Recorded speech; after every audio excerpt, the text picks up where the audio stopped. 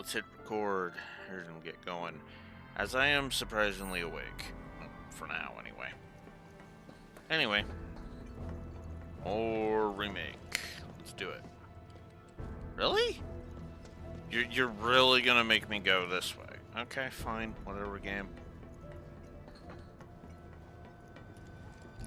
Which is hilarious, because that means the plot is railroaded. The game was railroaded simultaneously through plot and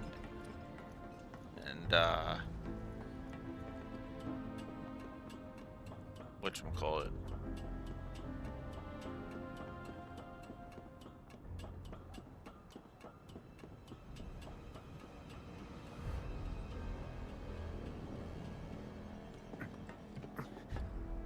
Sephiroth!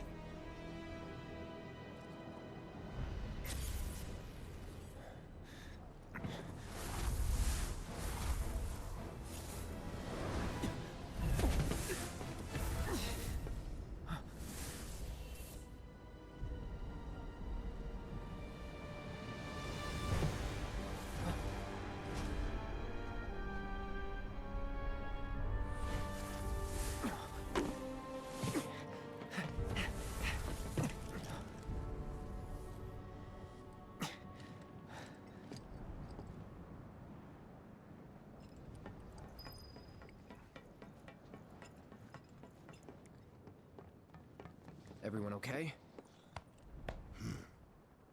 Hey, get your man. He got away. About time we made our escape too.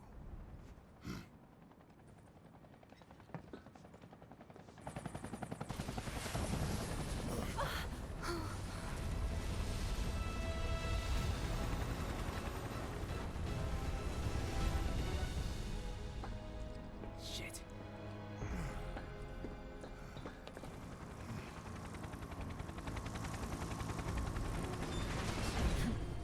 Sure you want to do this personally, boss?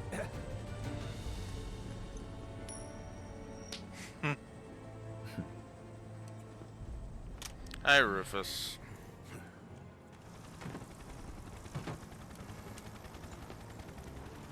I remember this boss fight being awesome. If it ain't Rufus Shinra, heir to the throne himself. Yep.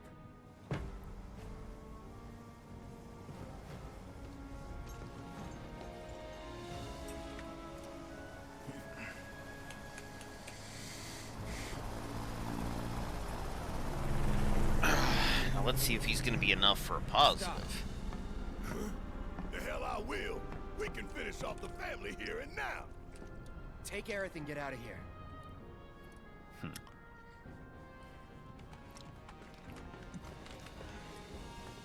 I'll buy you guys some time. I can stay here, back you up. Barrett. I'm asking you. Please. Oh, fine. Have it your way then.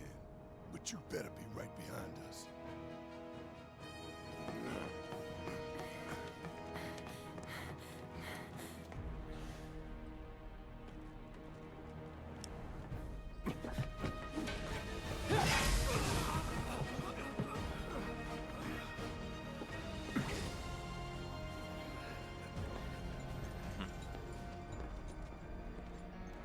You're a soldier, aren't you? Which, of course, would mean that I own you. Ex-soldier. I quit. Secure the others.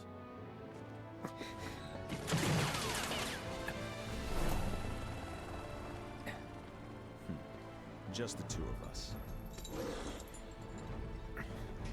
That's actually a better justification. And that's actually a better justification than the original had. The original was literally just, yeah, I'm just gonna let the others go. and in this one, it's like, oh no, he's got some soldiers. He's gonna send them after the others, and oh, Cloud tries to stop it. Yeah, that's what the copter's for.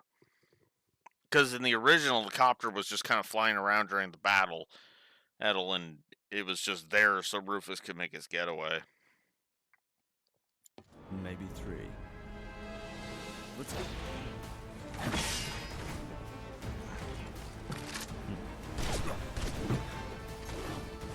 Whew. Okay. Fine. I'll deal with the mud first. There we go. Ah! Oh, you little dick. No holding back. Oh, god damn it. Dang it. Here we go.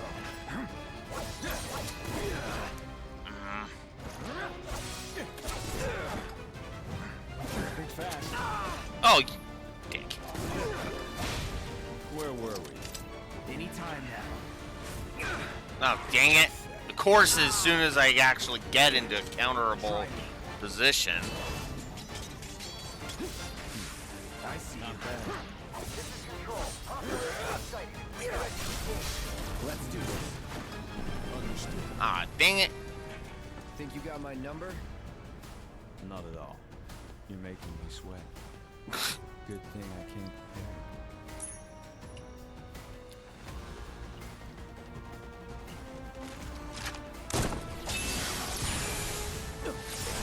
Damn, that's freaking cool.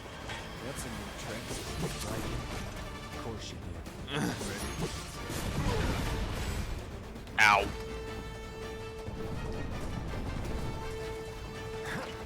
Get ready. Try me.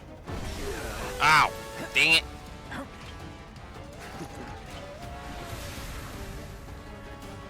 No holding back. Get ready. You'll like it. Oh, dang. Good follow-up. Showtime.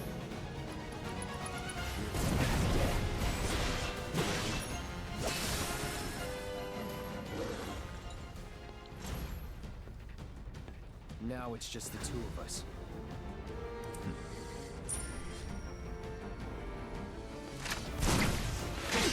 Oh, yeah. Let's make it a night to remember. Yeah, you should be honored. Let's do this. Try me. Ah. Showtime. How about now? Oh, you like doing that. Alright. I'm gonna heal up. Sorry.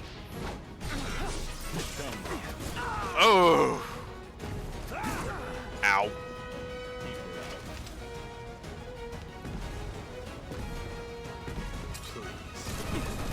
Whatever.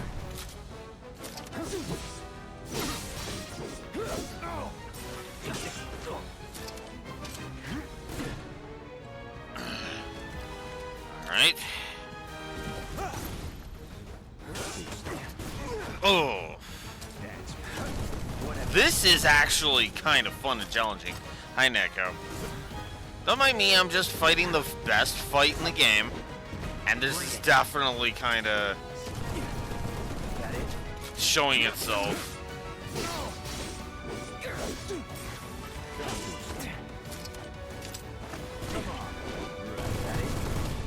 I'm actually gonna have to look at my positives after this. Oh, dick. I see. All right. Here we go. Oh.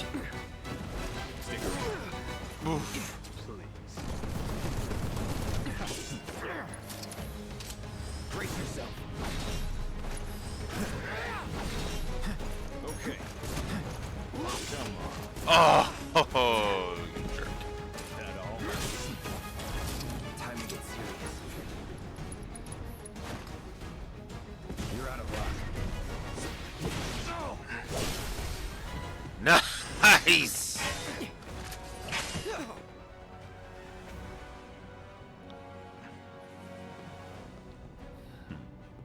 I could end this, here and now. No, not quite. Tonight marks a new beginning for Shinra.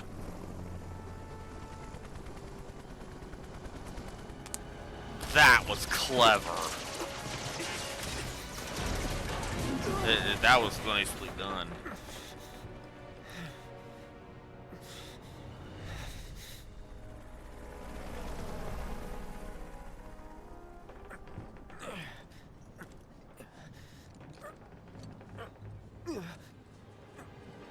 By the way, I don't count this as fake drama.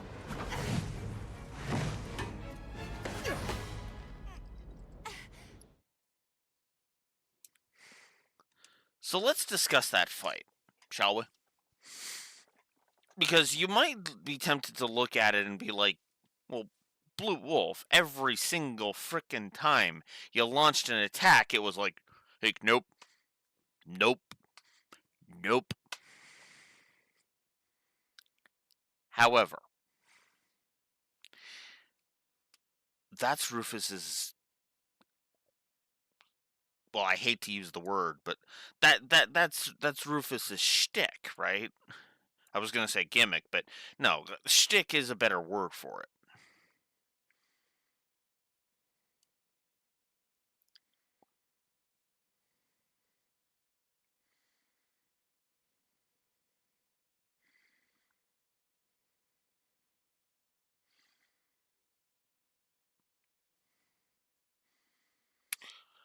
Uh, do, do, do, do, do.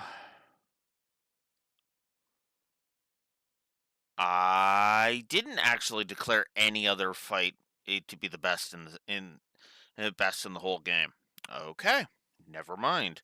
I think I was building up to the Rufus fight being my favorite because it is. Now, you might think, "Oh, well, isn't he being a cheap a-hole to you?" No. Trust me, there's like 150,000 different ways he could have been even more fucking irritating than he was. Imagine for a moment if A, his attacks did more damage, B, he was constantly shooting off unblockable attacks, which you might think he was, but no, he really wasn't. Those are easy to dodge attacks. And there was even one time where he faked me out with that electric attack so he could do the lasers at me. I really like that because is that fight says everything it needs to about Rufus instantaneously. Instantaneously. He has style and he can back it up. Remember, Rufus took that fight seriously. Like, it looked like he was playing around, but no, no, no, no. He was taking it seriously because he knows what Soldier is capable of. This kind of, because in the original you kind of had to question, okay, how the hell would this guy ever defeat Sephiroth? In here, you could see Rufus giving Sephi a run for his money. Now, I still don't buy the idea that Rufus could ever beat Sephiroth head to head, but I would actually argue he would do pretty well. You know, especially considering we are pretty much at the point where Rufus is, for all intents and purposes, a match for Cloud, because Cloud is still kind of, his power is still forming, because he's still operating on, the Genova cells making him think he's Zack, right?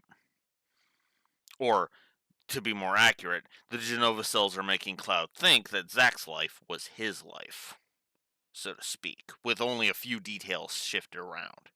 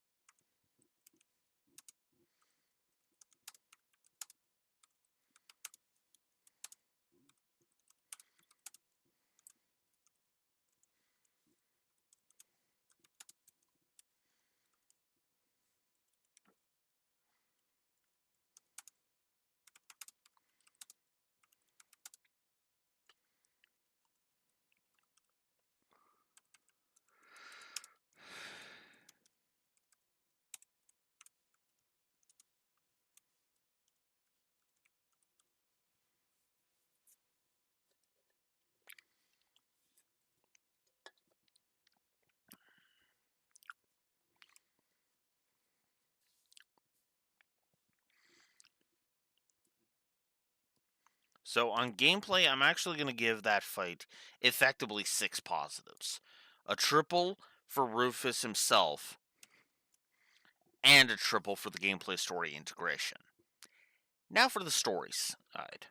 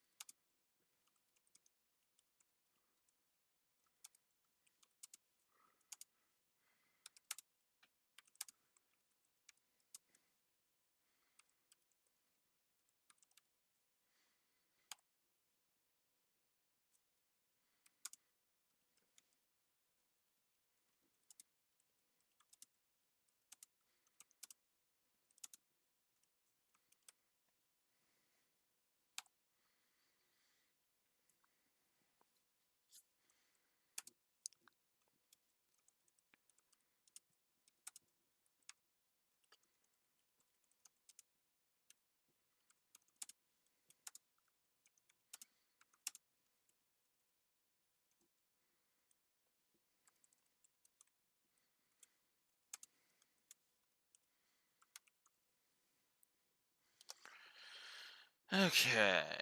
And oh wow.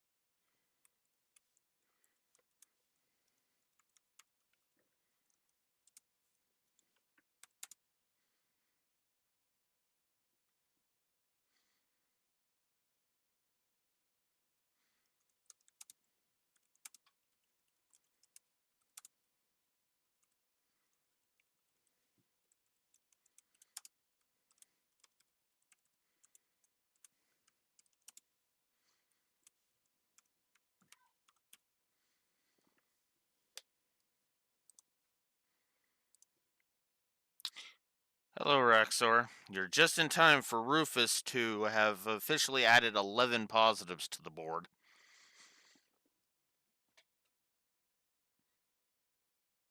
Five on story, 6 on gameplay.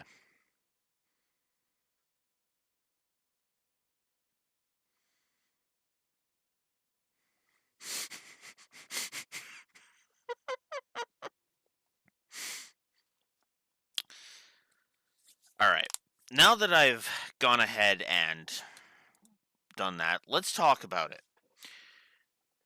As I discussed earlier, for the 6 positives on the gameplay axis, I had fun fighting Rufus. Like, majorly. I had so much fun fighting Rufus. It was almost hilarious how much fun I was having fighting Rufus. Right? But there's also another way to look at it. The Rufus boss fight told us everything we need to know about Rufus Shinra, all in the gameplay. He's confident, he's competent, and even though he's arrogant, he can back that arrogance. All of that was just from the way he was in that boss fight. And yeah, sure, me trying to come at him, and he's and he's dodging and countering all of my attacks. Well, that just goes and shows it. You're not gonna beat him with just normal sword swings. You gotta wait. You gotta wait for an opening and then strike back. You effectively have to counter his counterplay. It's almost kind of a puzzle in that regard. Oh, and for the record, he also doesn't have a fuck ton of health.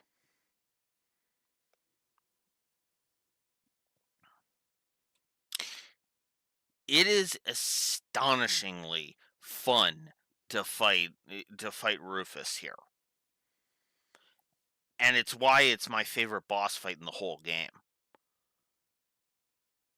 Because as I stated in the document, it kind of felt like I was fighting Dante from Devil May Cry. And coming from me, that's a huge compliment because I love Devil May Cry. I absolutely adore those games. Well, 3 of those games, right?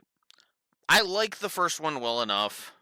Devil May Cry 2 is one of the worst games I've ever played in my fucking life. Devil May Cry 3 is one of the best games I've ever played in my life. If DMC 4 is underrated as fuck,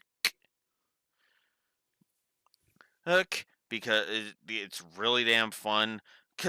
And I say that mostly because everybody focuses on Nero's. It's the fucking Ashley thing from Resident Evil 4 all over again. And I'm gonna let's mock it by claiming that all of Nero's dialogue is just calling out for Kyrie. Because we're just going to sit there and ignore every story beat that happened with him. We're just going to focus on the fucking meme.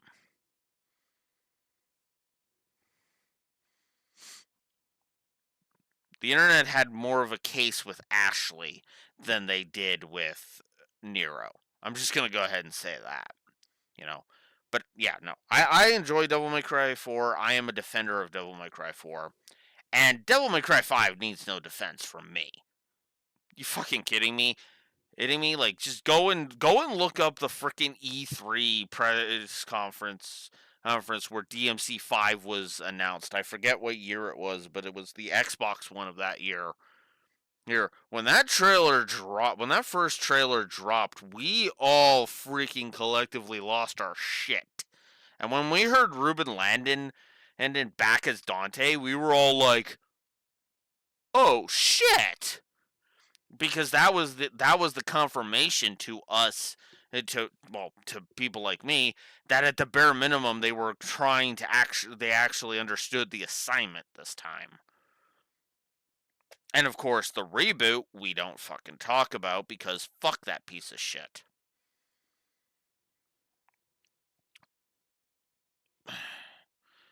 It was trying to be a dig at Fox News, but it didn't do it properly. It literally decided to be a try-hard edgelord bullshit, complete with a giant middle finger to the Devil May Cry fanbase. You're really gonna let the internet sour you so fucking hard that you're going to leave a line in that is a giant middle finger to the fan base, to the people that were actually loyal enough to actually buy your game.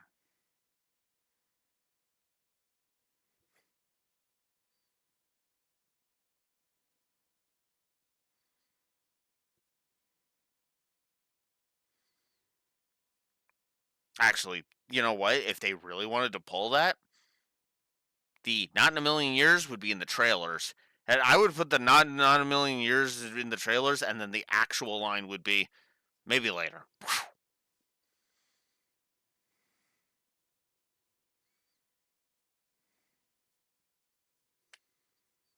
But yeah. Anyways, but no. And for the record, I am, of course, when I'm speaking of fighting Dante in when I'm fighting Rufus, it's the actual Dante, not Dante, not the potty mouthed little prick. Heck, I mean the actual fucking Dante. You know, the one that in the Netflix anime is voiced by Johnny Bosch, because apparently Ruben Landon basically retired from voice acting. It sucks, but whatever. And let's face it, I don't think we're going to get a Jim Carrey. Ruben Landon's not going to pull a Jim Carrey. I'm just going to go ahead and say that. Although I am super glad Jim Carrey's been pulling a Jim Carrey. Because the Sonic movies have been fantastic. But yeah. Oh yeah, fresh reminder, go see Sonic 3. Watch Sonic 3. It is an amazing movie. I don't care what anybody says. Especially not stupid, pathetic, worthless hacks like Matt Walsh. Sorry, I've just my YouTube recommends lately has been literally flooded with let's dunk on Matt Walsh's terrible Sonic 3 review. Oh god, it is so bad.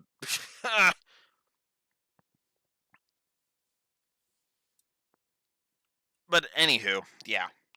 That is the big jump in score that just happened. I knew Rufus was going to jump the score a bit.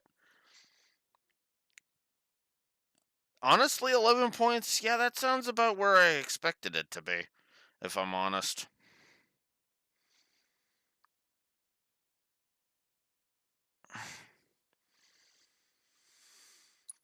Let's continue. Sorry, guys. These clouds just been kind of hanging around for a bit. You gotta be better than this.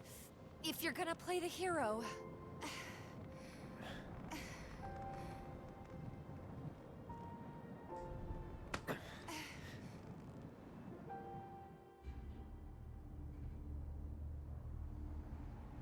Think they can manage on their own? You've seen them both in action. You know they can. Besides... What was that?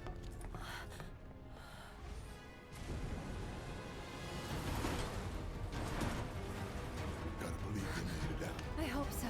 Damn it. Hey, Screw it. We gotta go back. hey. What, Red? Get down!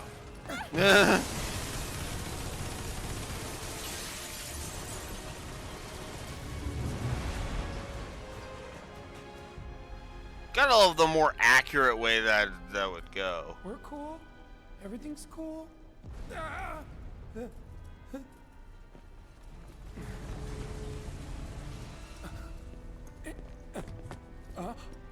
Barrett!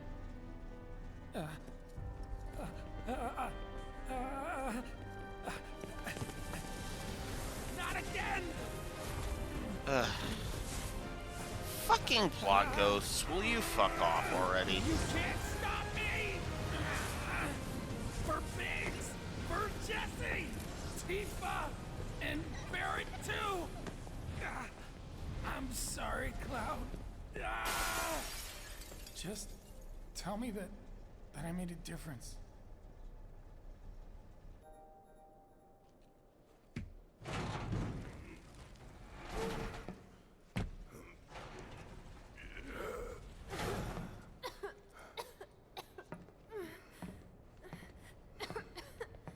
Hey, still in one piece? Yeah, somehow.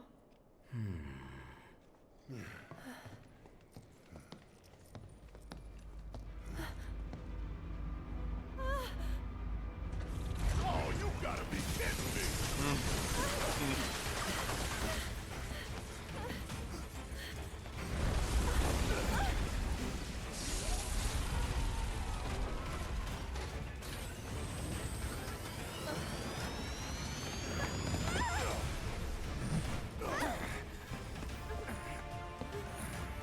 Okay, you asked for it, man.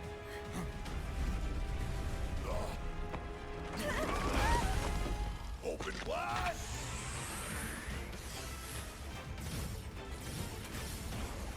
And suck on this. Of course. Get ready. I was born really big. Just go away! What the hell? It's the barrier! Attack the drones. Barrier drones damaged. Overriding main cannon safety protocols.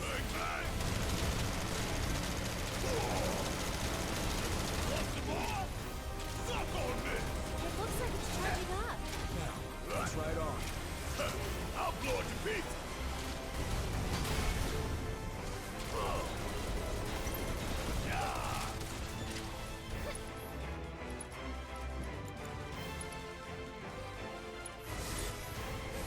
Go away! Gonna make your eyes.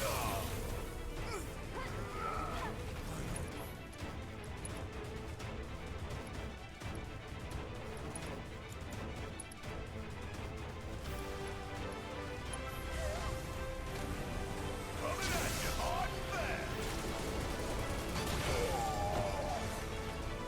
Ow.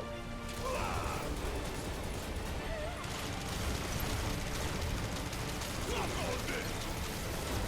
Oh yeah, I've been waiting for this.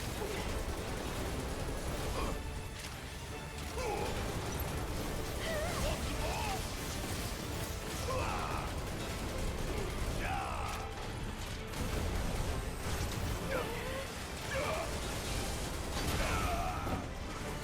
I'm still kicking.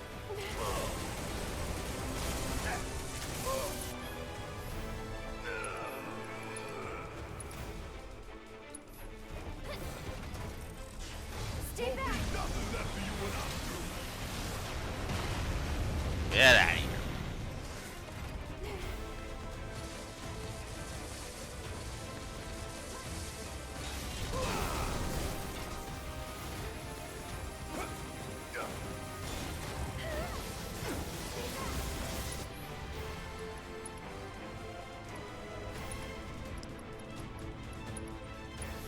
Here we go.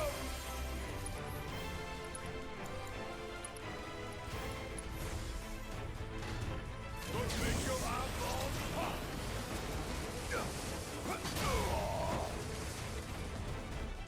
Suck on Go this. on! Stay back!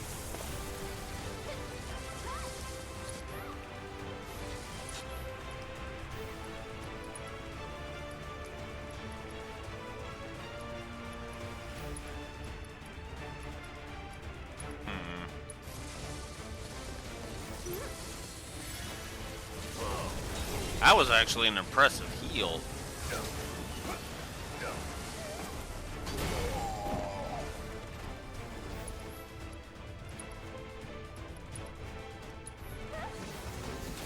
I'll take care of you. Ugh.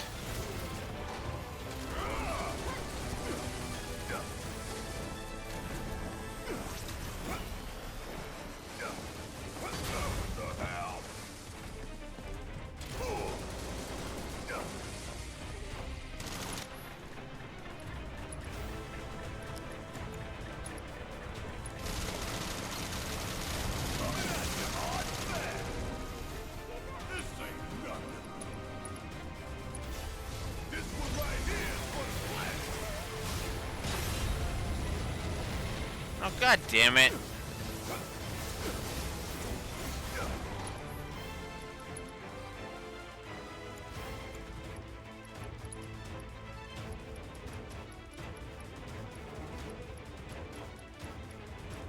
I have 2 elixirs. Let's use one.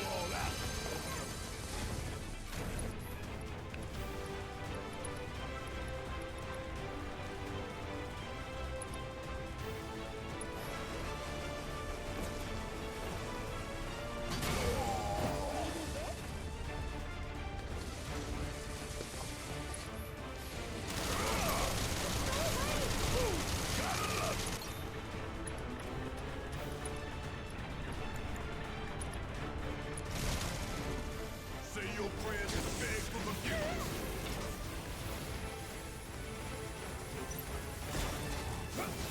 Ugh. This fight's getting a negative. I'm just gonna go ahead and say it. This is ridiculous. So it's my turn?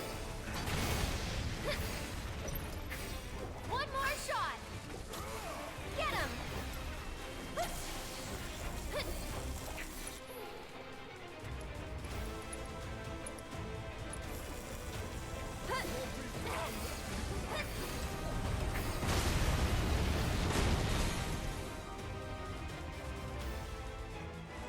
Defensive systems compromised.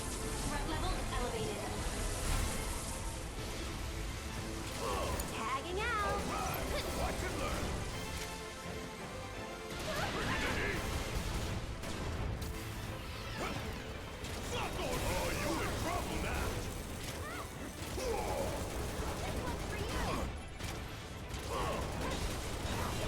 Want some more?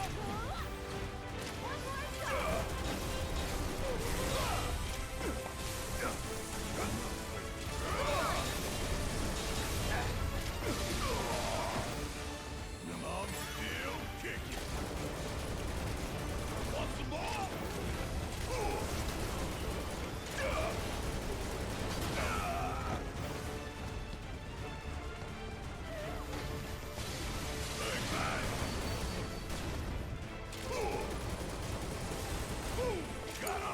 I'm coming! Oh, come on! About damn time. Hurry up.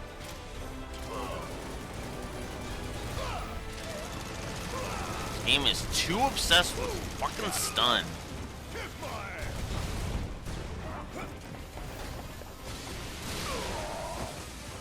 I've lived through worse.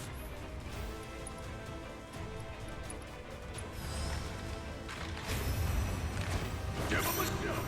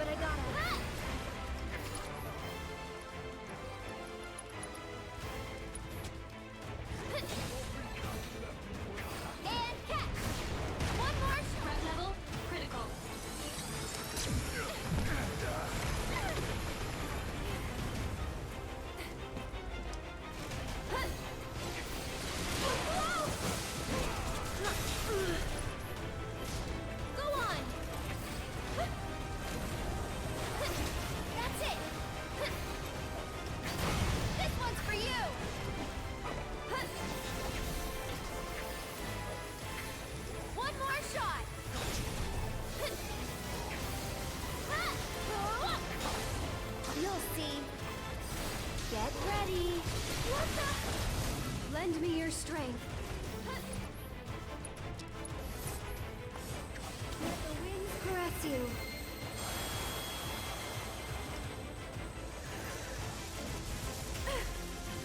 You can do it! All right, watch and learn.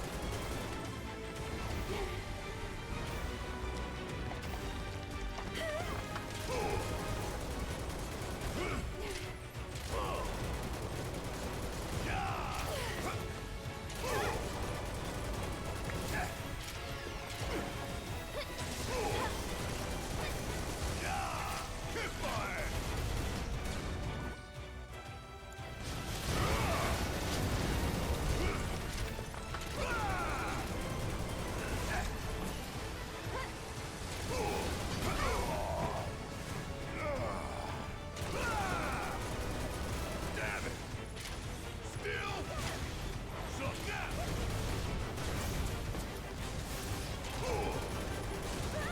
Want some more?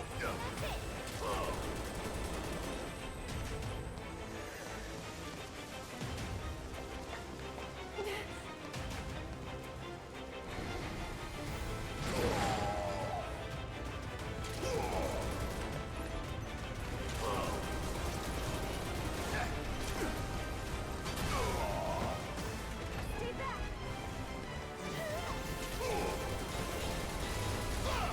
Bring in the heat.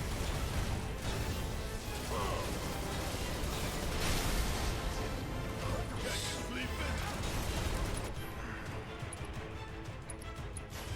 Gonna blow your ass straight to hell.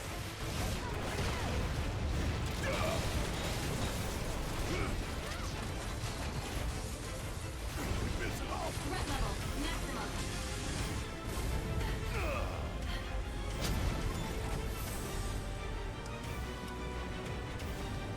This doesn't look good! Any ideas? Take cover behind debris.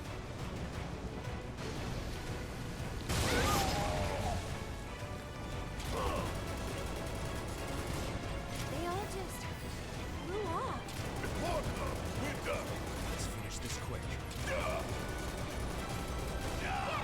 Not this again. We can't hide! What do we do? Stop its attack.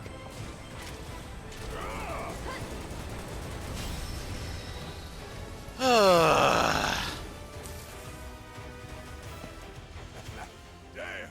Does it feel good to be alive? Quite. But we could still die later tonight. Yeah. Cloud and Tifa could be dead already. Hell they are. And we need to find a way we can all escape, and quickly. You're right. Let's go.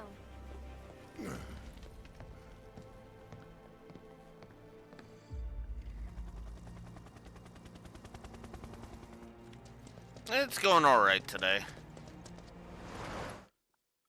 Ugh, I am gonna give Arsenal a negative. That takes way too fucking long. And to fight. Ugh.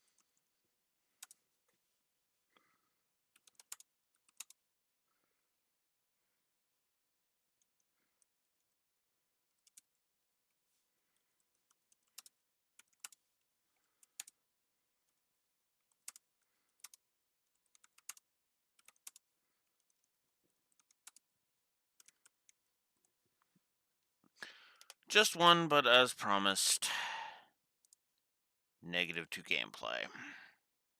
Which kind of sucks after the 6 I plastered on into the gameplay earlier. But I suppose that makes sense.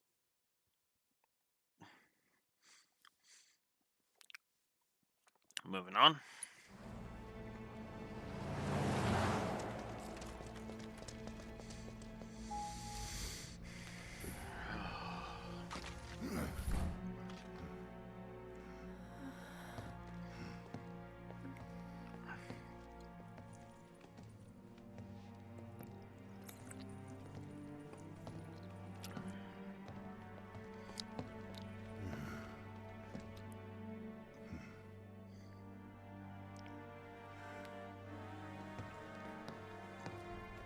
We might be adding another positive soon.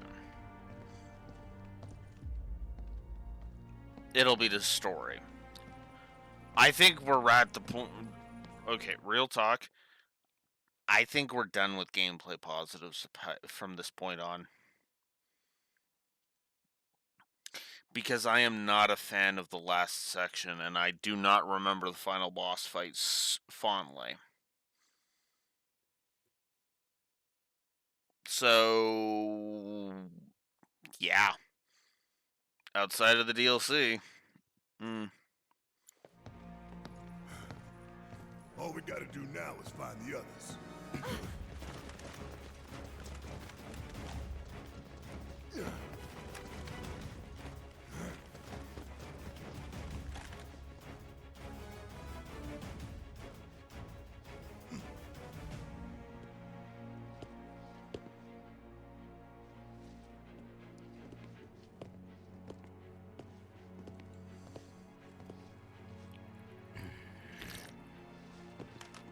We have them surrounded, sir. Yes, I can see that. It was only a matter of time. Here we are. So then, what is this ragtag group of misfits I see before me? Avalanche! Local florist. Lab rat dog.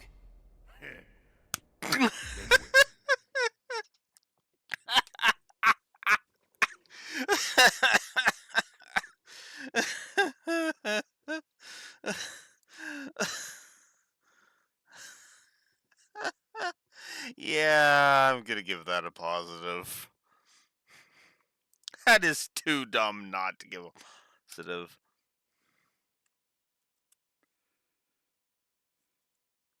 Whoops.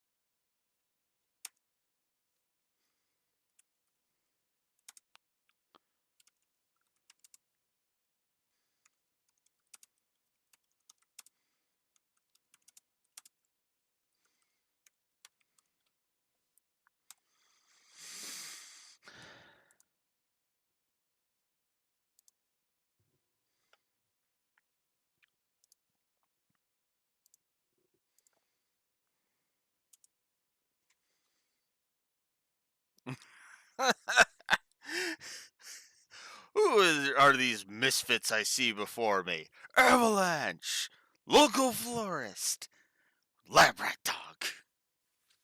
Just the delivery of them actually delivering that seriously is just so stupid. I can't help but love it.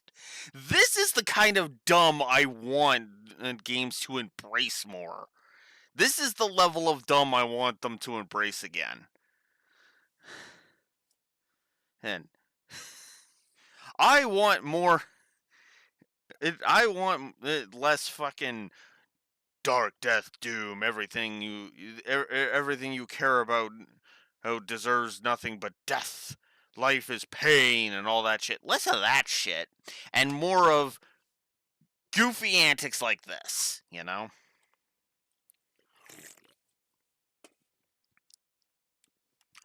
Where are the rest of you? Up your ass. Charming, though not what I would have chosen as my last words. Secure the ancient, but feel free to kill both the idiot and the dog.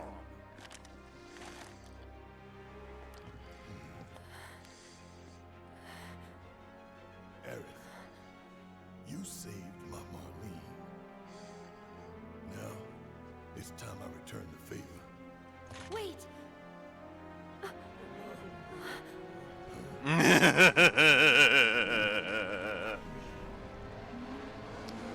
I think we're about to give another positive to story.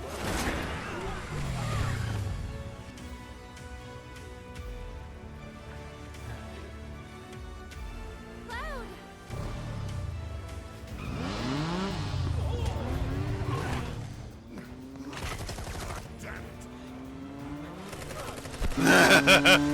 Yes.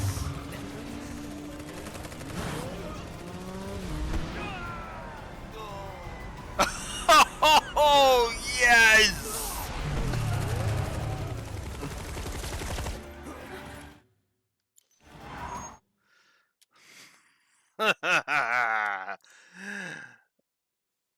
Hey, Advent children, that's how you do it!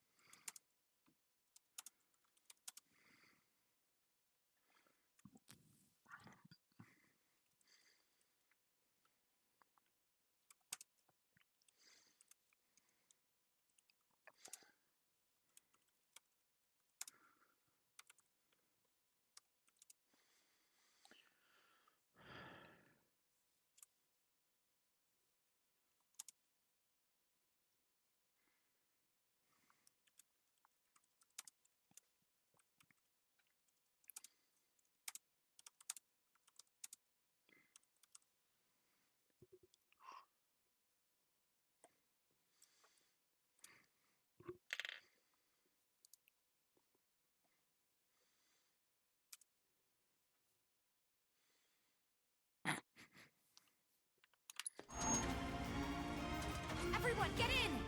Let's go!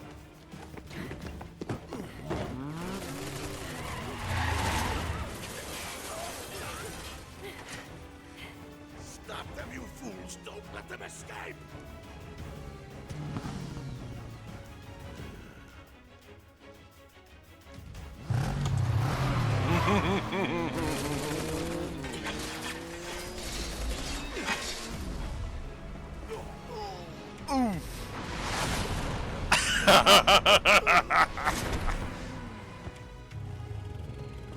Let's roll. Why's he always gotta... Whoa, shit.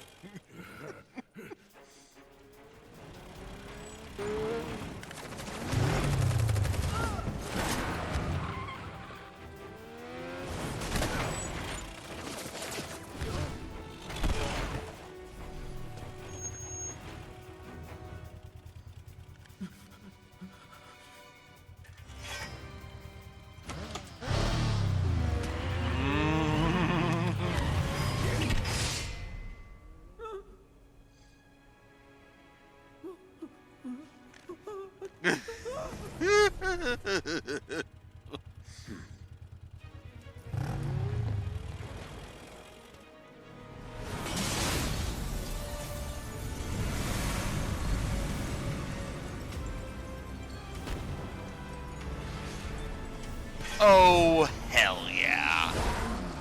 Now, if only the next gameplay sequence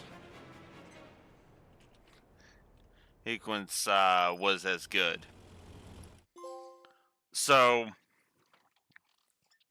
also, to get to to touch on your point, Interexor, he did that on purpose. So, you're gonna move out of my way, right? And then the guard just kind of slinks off.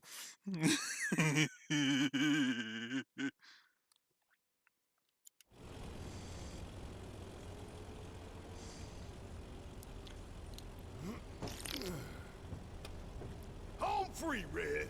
I wouldn't celebrate just yet. Man, you need to lighten up. Hell, you might even try smiling.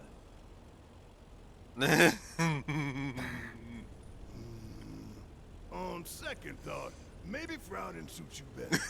Hey, don't pout. Look, The fucking plot ghosts. So here's where they show up in full force. Whoa, whoa, whoa, whoa! Are you guys seeing this?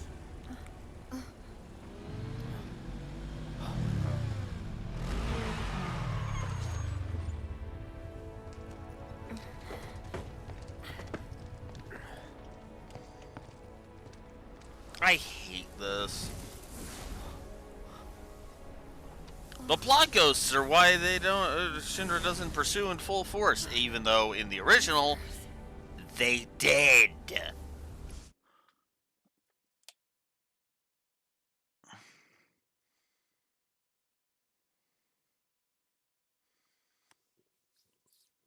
Oh, fuck.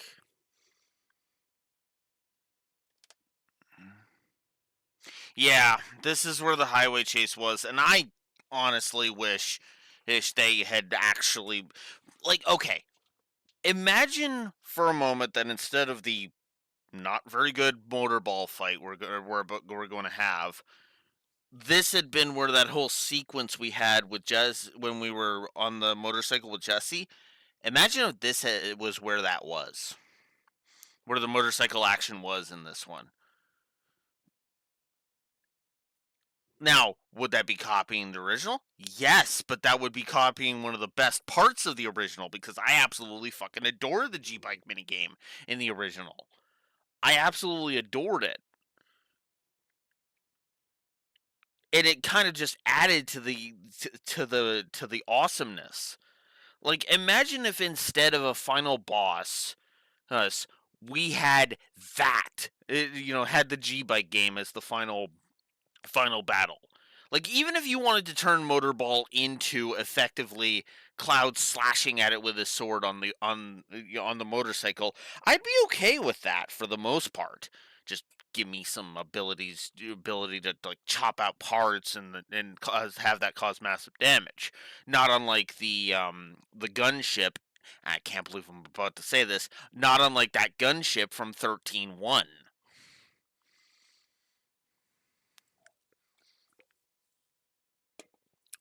At Hope's home. That fight was actually legit. Credit where it's due.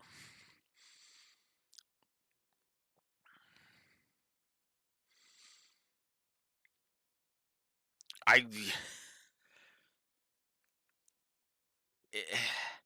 this is where the whole plot ghost thing really, and I hate to go with the crowd on this one, but I have to. This is where the storyline really, where the plot ghosts really just made this whole fucking remake basically shit the bed. They tripped over the finish line basically.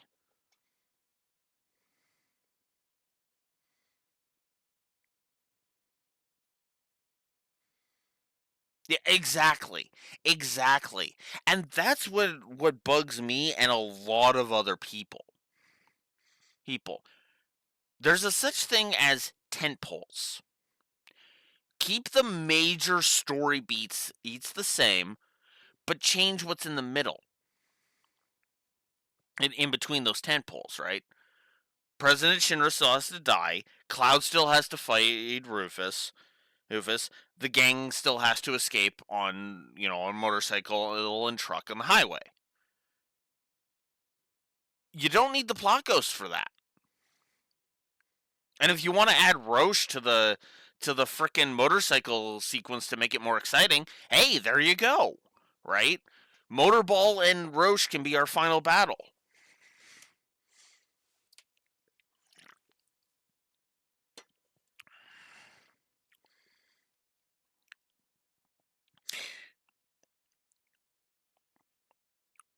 But unfortunately, Remake is going to hit what I am going to coin as the Joker snag. Egg. Because, well, we all know who the final boss is of this game. And quite frankly, no, he fucking shouldn't be. If you want my honest opinion, Remake's final boss should have been Rufus. That should have been the last real boss fight in the entire thing. Maybe effectively pretend like say Roche or Motorball are the actual final boss. But they chickened out. They chickened out of a game, of an FF7 game, where Sephiroth is not the final boss. Except, there's just one thing that kind of makes that cowardice really fucking stupid. How many Final Fantasy VII games do you think have, not counting Remake, obviously, and not counting Rebirth, obviously, how many before Remake did we fight Sephiroth as the final boss?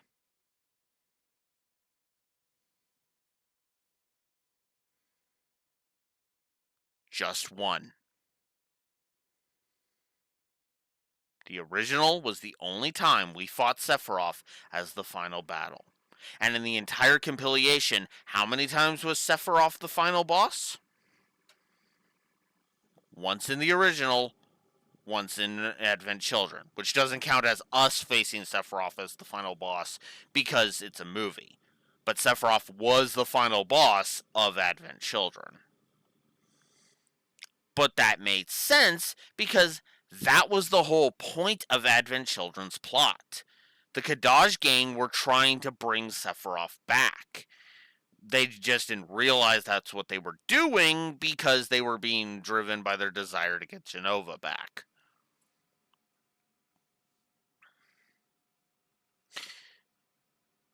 The plot ghosts are the absolute worst part about this whole thing. And I know everybody rags on the ending because the ending leaves you scratching your head going, "What the fuck?"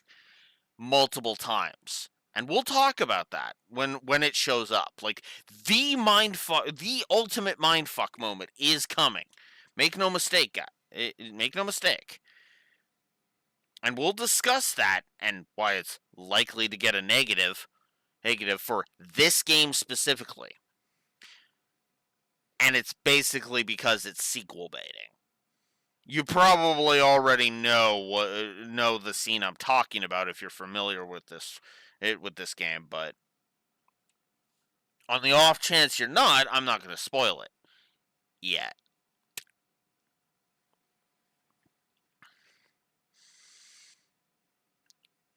But yeah, no. This is the point where they make it crystal clear this is not just a remake.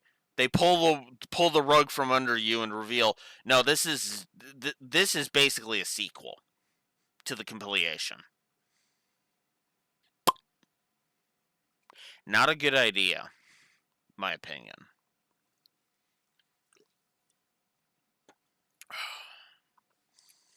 There is an idea that I didn't take from this game, but yet I still feel like I did it better.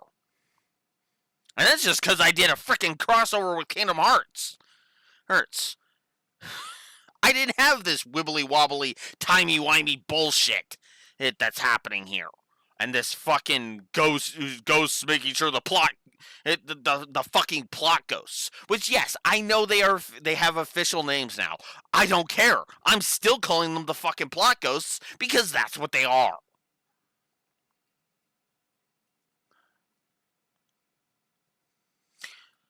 I would have been okay with a retconned version of the original story. I would. You know, you want to have Wedge survive? Yeah, sure. Or we didn't exactly see his fate in the original, so he could be alive. Why not? You know, you want Hojo. You want to add effectively an extra dungeon inside of Shinra Tower so that Hojo can test us so that he can get, kind of jog his memory of who Cloud is. I'm with that. This is also why Remake is not getting a foreshadowing plus, by the way. That is simultaneously the point, because this game's events are not foreshadowed properly at all. Future stuff is foreshadowed. Future stuff is teased. Cloud's hallucinations, that's building up to that's building up to rebirth, Earth, and whatever the third one's going to be called. In fact, if anything, it's setting those hallucinations are setting up for the third game more so than the first or the second.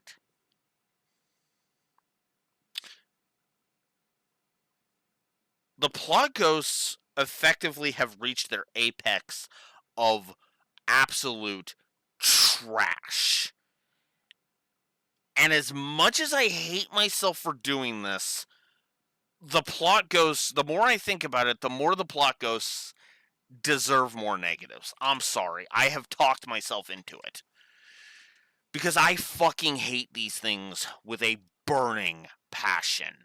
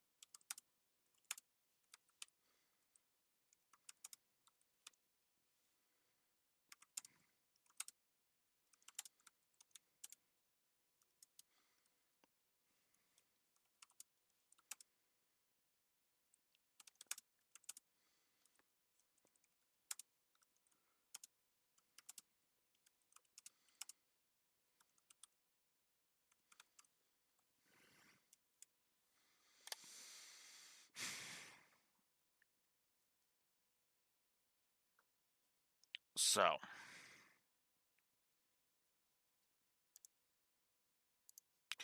I am throwing 6 more negatives onto the board.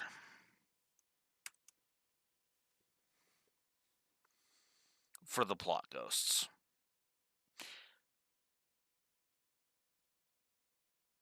It is my blunt opinion that the Lore Runner was too kind to the plot ghosts in his original review. Now, to be fair, that was pre-Oblivion line. So I'm not going to dog on Lore too hard. But when he eventually does recover Remake,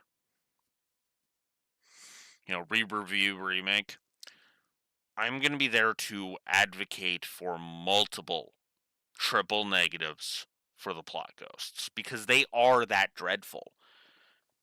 Like let's actually look at how many triple negatives have been a result of the plot ghosts. It's just in general, just the plot ghosts uh have been at fault for multiple negatives. Let's see. So there's the whole Barrett's death and resurrection fiction. Okay, that's the triple negative, the first triple negative. I can't say Wedge surviving Sector 7 is part of that. No.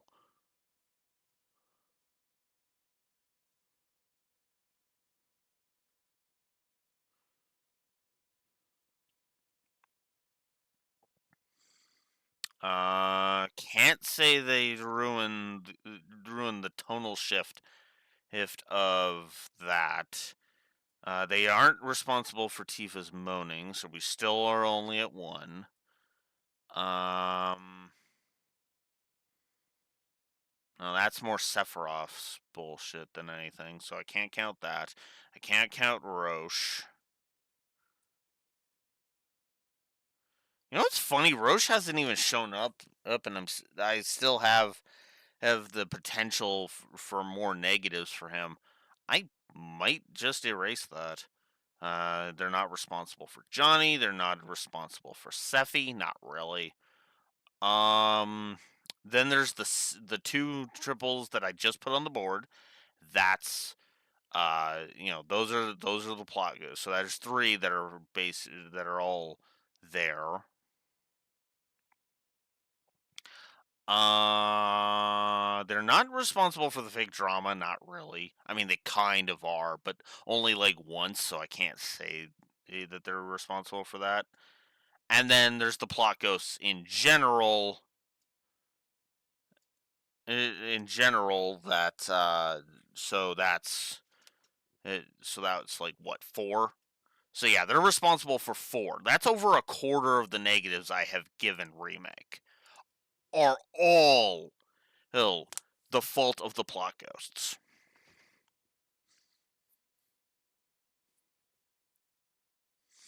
And if I put 8 more negatives on the board, the plot ghosts will have officially have been responsible for a quarter still.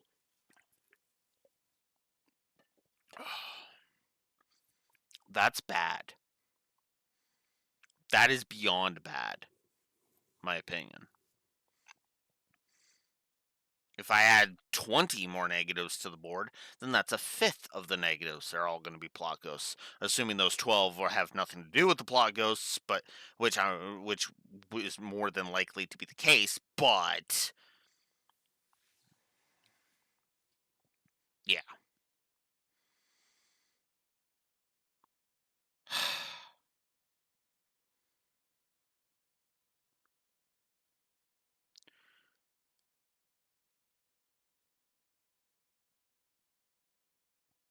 I don't know what else I can say at this point about the plot ghosts. I really don't. I think 12 negatives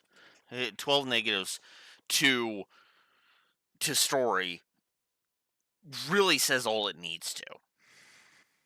In fact, those stupid plot ghosts even cause some issues on the gameplay, even. So, actually, technically speaking, I should count those. Hang on a second. Let's see. Let's see. Nope, nope. No, they weren't even in that one. Nope. Nope. No. Nope. No. One. One negative. just the one so far. Nope, nope. No. And then all of those are just having to do with the actual way it's presented, and I don't think the plot goes. I mean, they factor into the whole enemy AI is called cowards crap, but eh.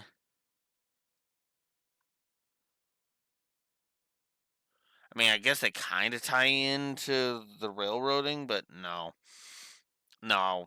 So yeah, they added one whole negative by themselves to the gameplay. Everything else is just kind of a result of other shit that they are not responsible for.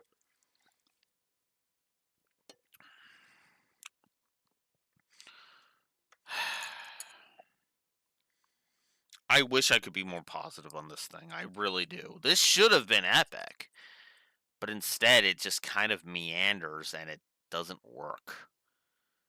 Like, I'm sorry. There is so much superfluous crap you could cut that this game could have easily have gotten us to the end of the Forgotten Capital pretty fucking easily, I would argue. Like, the kind of a thing where it's like we didn't need Rebirth to take us all the way to fucking whatchamacallit. Now, obviously, I can't speak to Rebirth and how much shit is in there, but I'd be okay with shrinking the amount of hours in this thing, or maybe just add like mini games and shit to the mix, you know, or side quests, like maybe some interesting side quests, but whatever. Let's continue while Rexor continues to check that scene in Rebirth.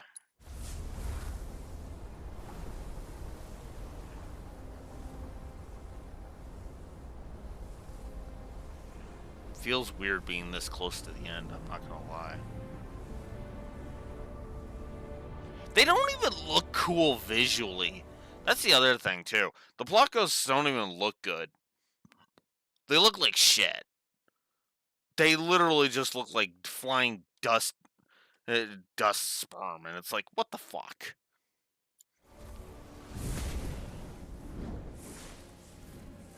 I mean, technically, they're supposed to look like a, a ghostly cloaks, but I'm not fucking dignifying it by saying they're wearing fucking cloaks or hoods. Hoods? No, they're literally just dust sperm. That's all they are.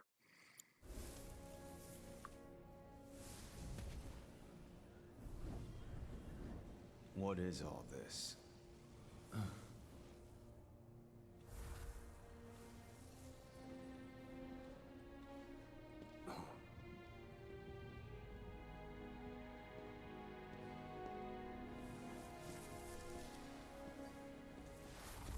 It's also weird that Rufus can see them.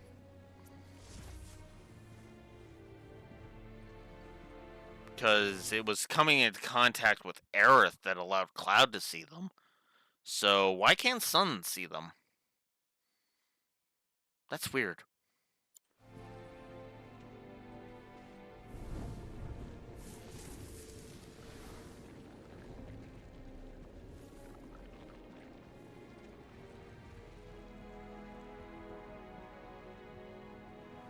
Is something wrong, sir?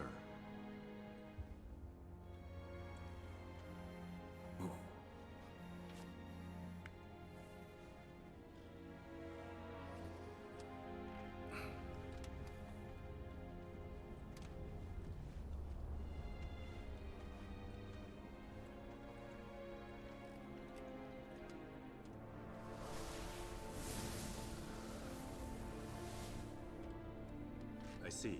Very good.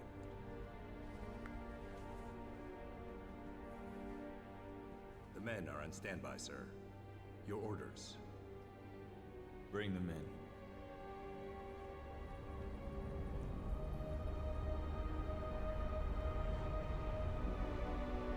It's like the whole damn building's made of them.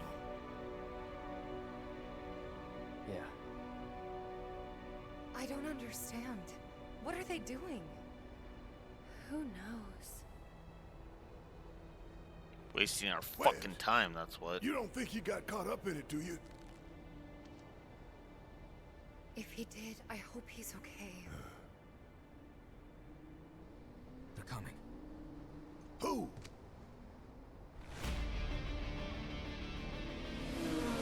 This we don't need. Time to go.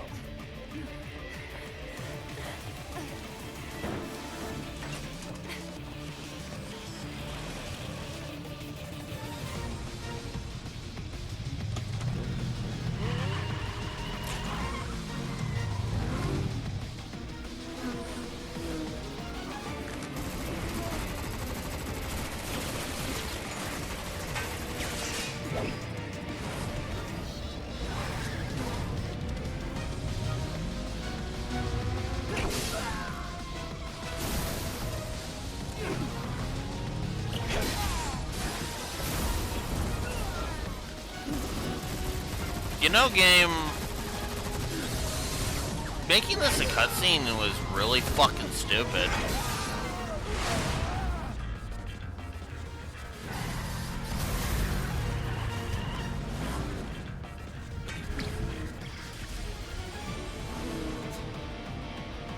They're gaining on us. Come on, step on it. I'm trying, but it won't go any faster. How the hell do we get saddled with this junk?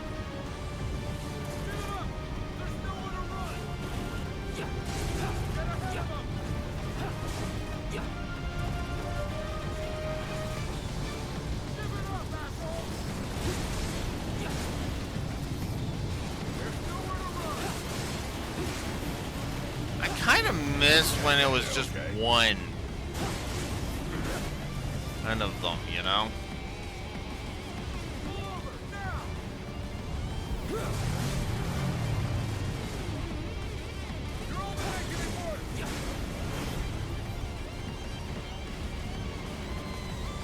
Pull over right now! We'll use lethal force to make you comply! Gotta get back.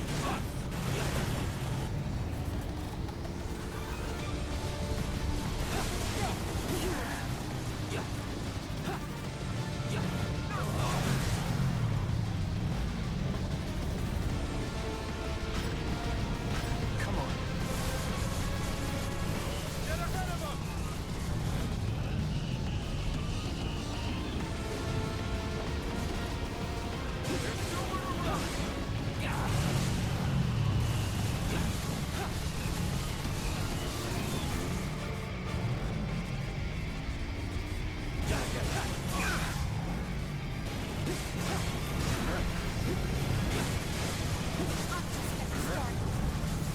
Circle around to the other side.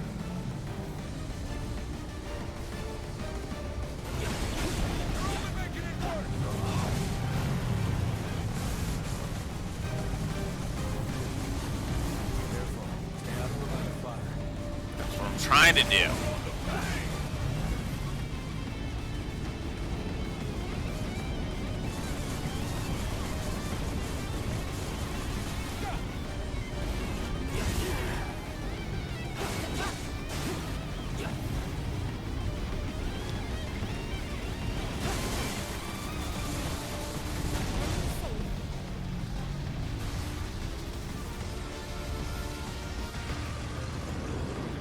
Stubborn bastards. Look!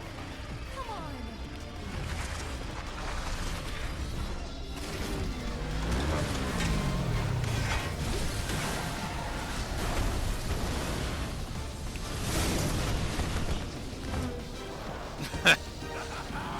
And let that be a lesson to you. Firing warning shot. Heads up. That chopper's all mine. I'll bring it down real quick.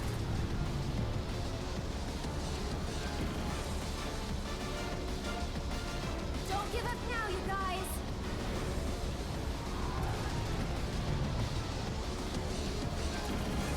Cloud, here. Try catching us now, you bastards. I hate to spoil the celebration. There's more.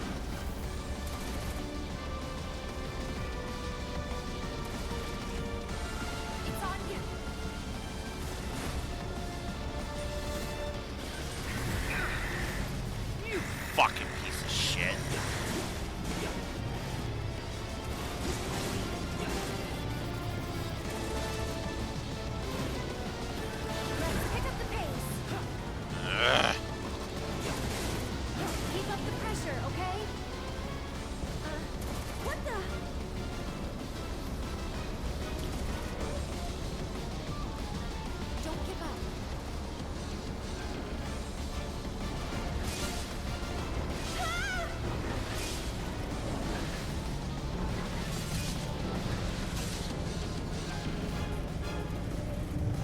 can do it!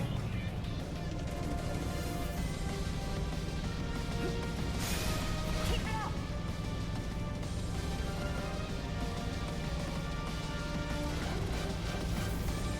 Damn it! Whoa!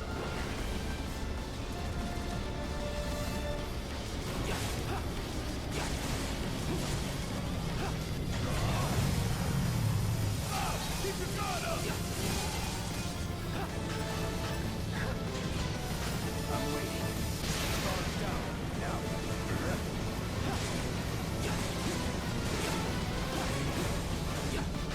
I'm counting on you!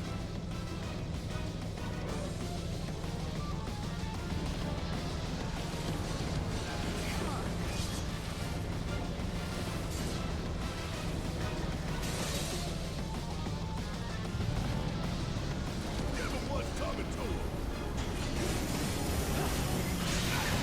Now seize the opening and attack!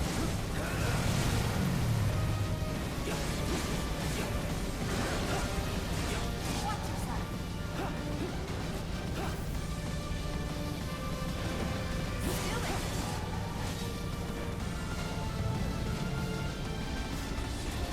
This should make you stronger.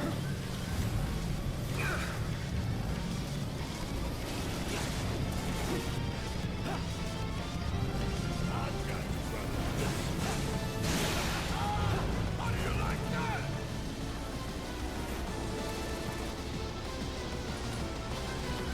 Ain't done yet! Cloud, you alright? Fine.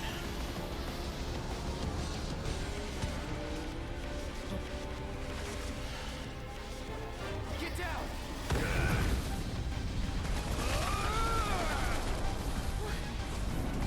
Him again! Guess we owe you another! Shit, we got incoming! Driver! I'll take the chopper! The fights are all yours, Cloud!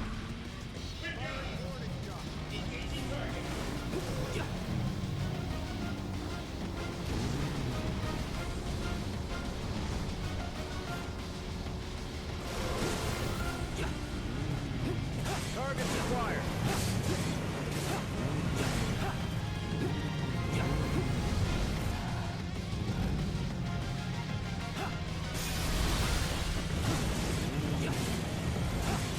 Targeting vehicle wheel.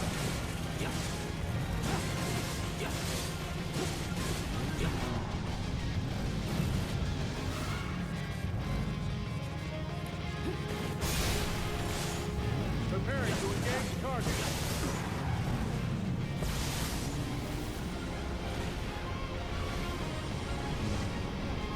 Targets acquired.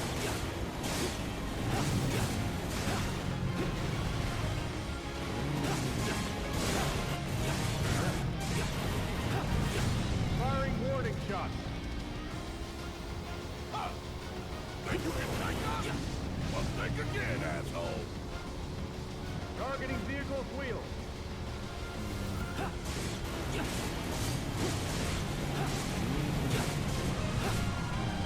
Targets acquired.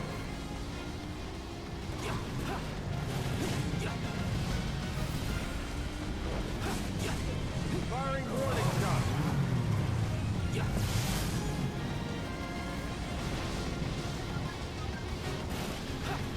Preparing to engage target.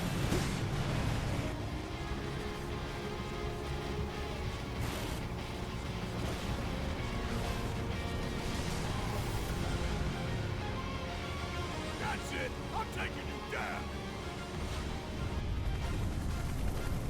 We done here?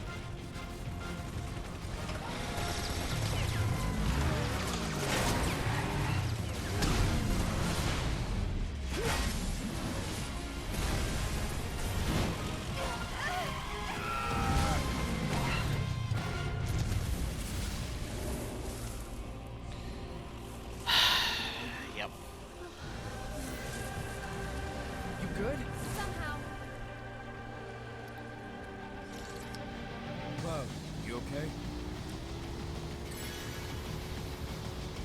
So now, they're on our side? The Whispers intervene, not to defend us, but to preserve the flow of destiny. Oh yay, time for the worst part of this section.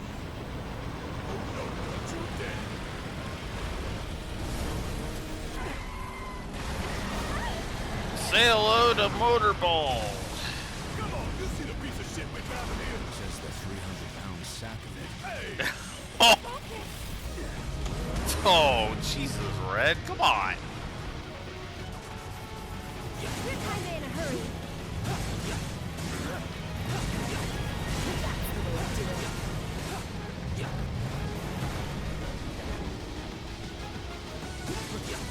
Don't give up now, you guys!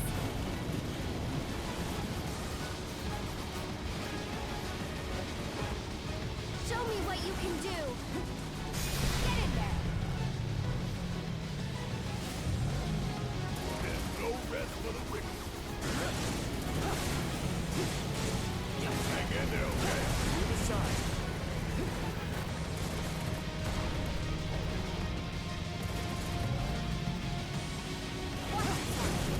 Hell yeah!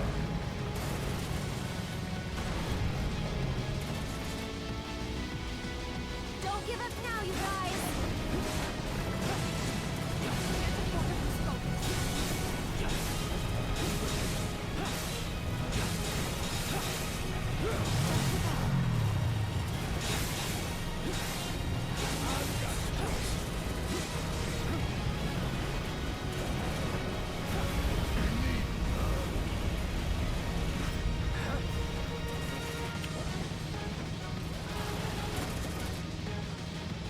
Bring it home!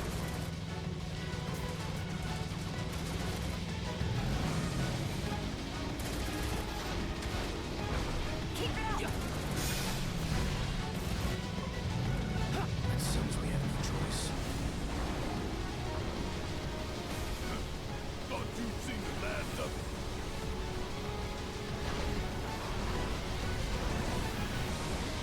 This might be it. Come on.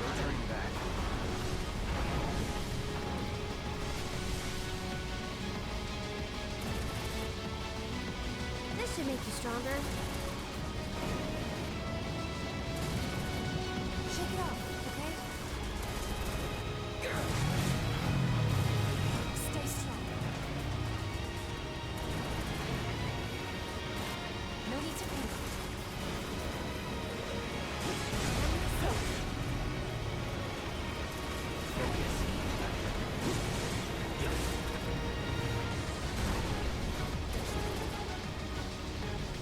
It's on you.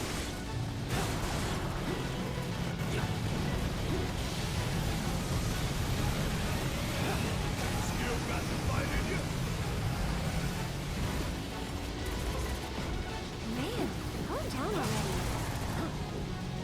That's what I'm saying. Hey, fight's not over yet! Keep up the pressure, okay?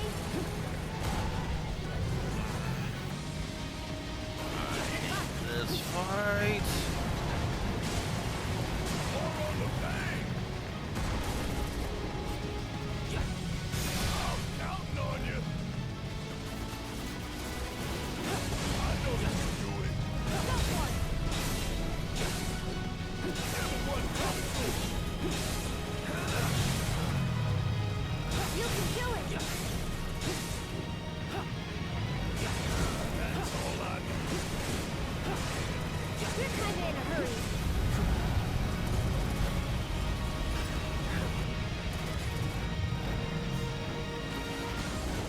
Let's pick up the pace. Give 'em hell! Don't give up. Keep it up. I hate these. I hate this shit. No need to panic.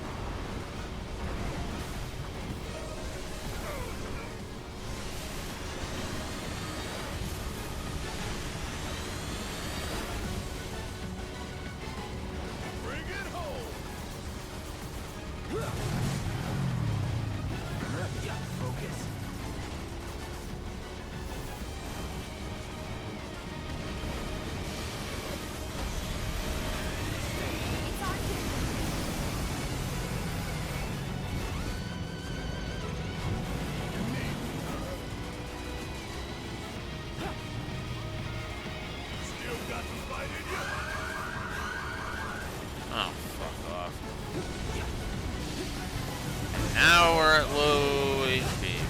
not?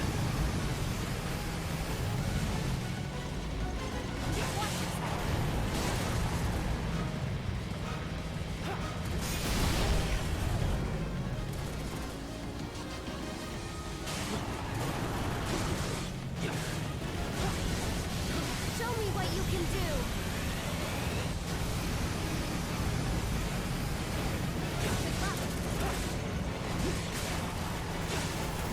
You're kinda in a hurry.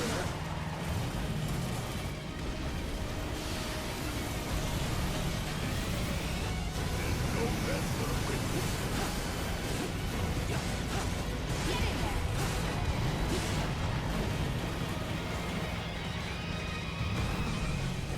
Keep it up. Move aside. Stay strong. You can do it.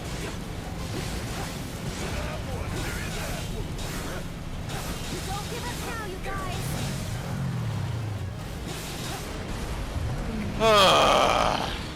Okay, y'all, let's finish him off. Come on.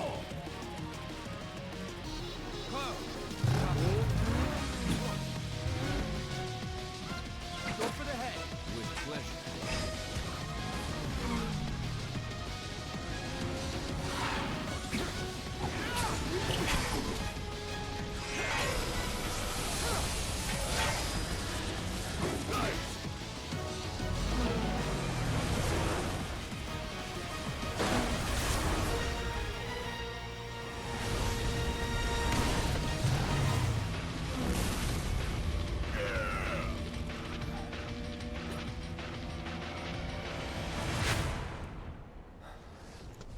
And then an asshole has to fucking ruin it. We'll get to you in a minute, Sephiroth. In the meantime, let's give the Motorball a full 3 negatives to gameplay because that was the worst fight in the game.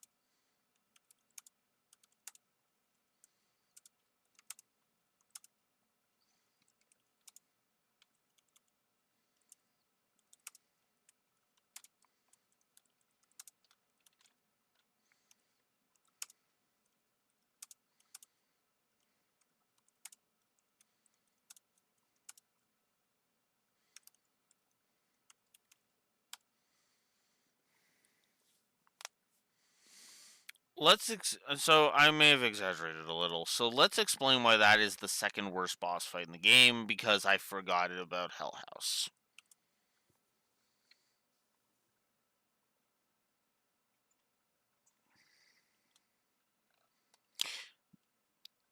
That fucker takes too long to defeat. That's problem number one. Or problem number one. Okay. Problem number two. Motorcycle combat in this game is not very fun. Period. It seems like it's going to be fun, but it feels. I don't feel like I'm in control of the bike. Like, at any point. Wait. In the original G Bike minigame back in the original FF7, I felt like I was in firm control of the bike. Like, right? It felt like I was, when I tried to go faster, I was going faster. When I tried to slow down, it was slowing down.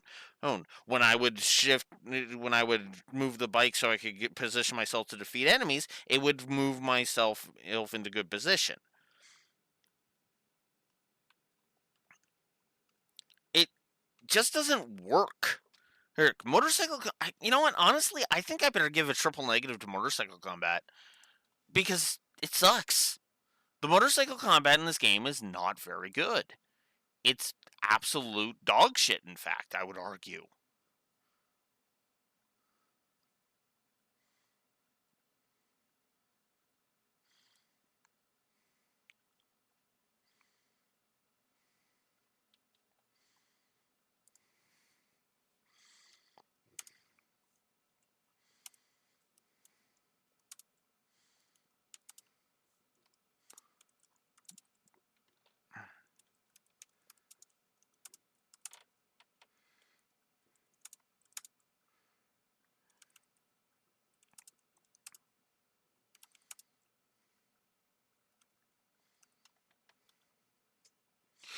Actually, you know what? I'll put it as the highway, actually.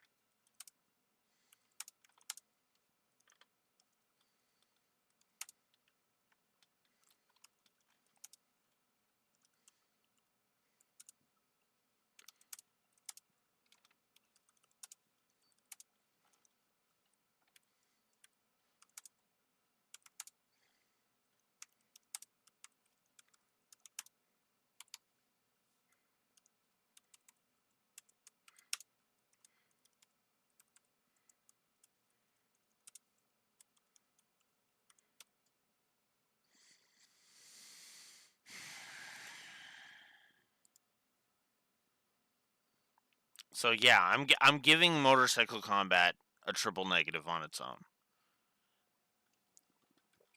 It, I can't control the bike properly, which actually adds to the frustration of Motorball because if I could control the bike properly, that would actually be an interesting fight. But it feels like it's simultaneously on rails and is just not intuitive, which doesn't help, right? I hate motorcycle combat in this game. I really do. So, I'm sorry. Triple negative. And then there's fucking Sephiroth. Now I don't know how many negatives I'm going to give the final battle with Sephiroth. Who knows? Maybe the final battle will actually impress me, but don't count on it. I will be right back. I am going to go AFK for a bio break. And then we'll finish the game off. Well, we'll finish the main campaign off. And that's where I'll chop it for the day. Amy, thanks. Thanks. Maybe. We'll see. Anyway, I'll AFK. I'll be right back.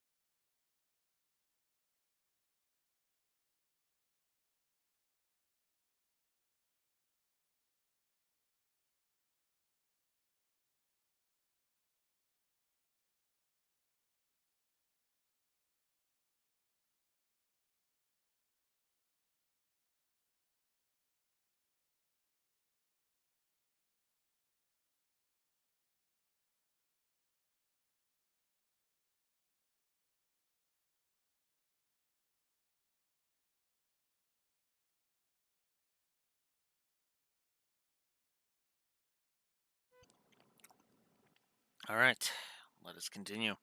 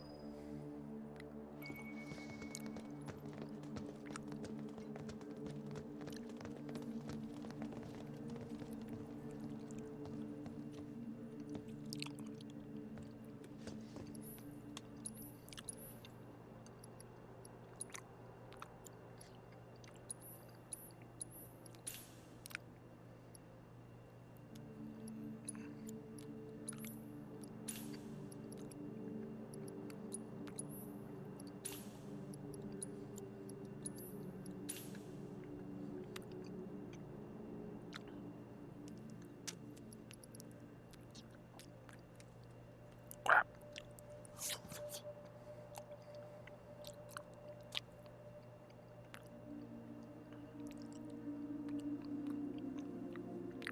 Hmm.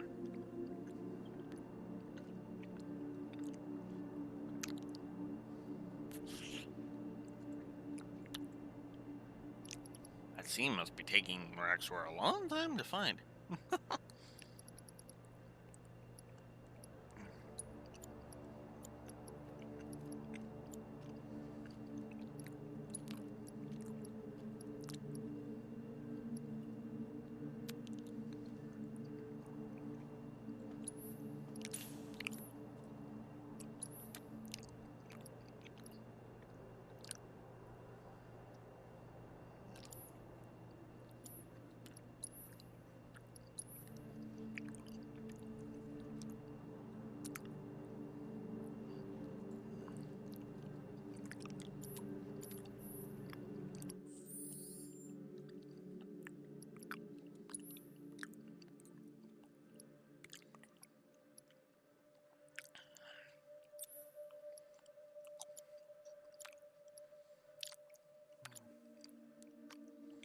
Hmm.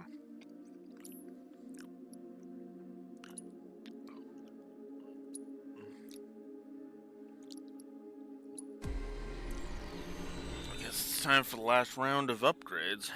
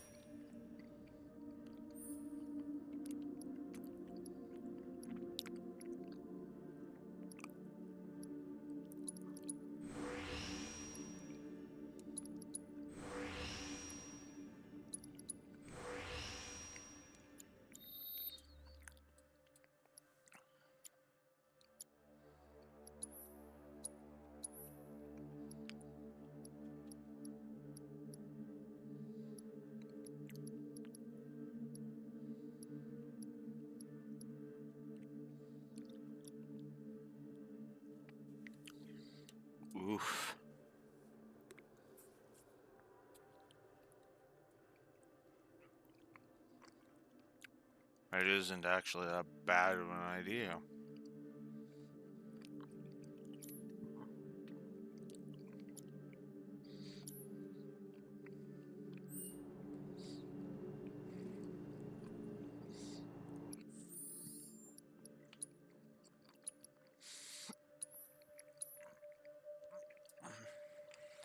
Mm,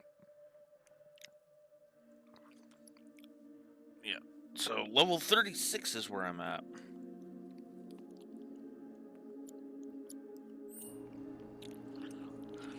All right.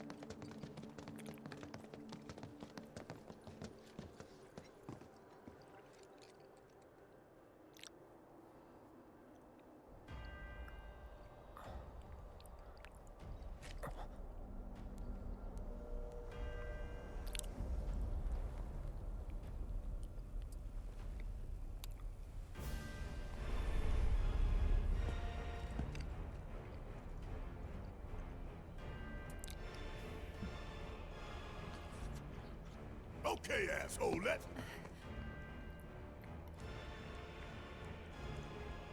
Don't.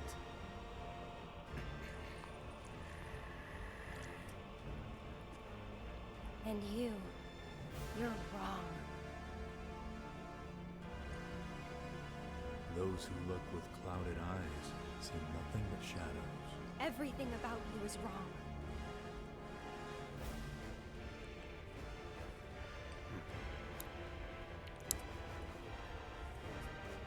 All born are bound to her. Should this world be unmade, so too shall her children. The world won't end today. But you. You will.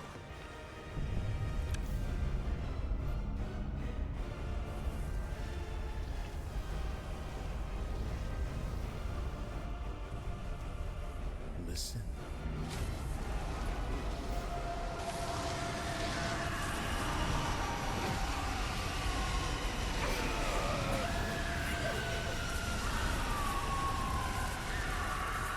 Destiny comes.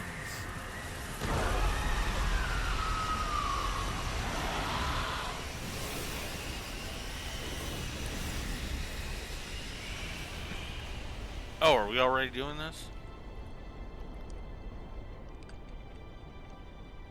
Oh, right. One part is here, one part's later.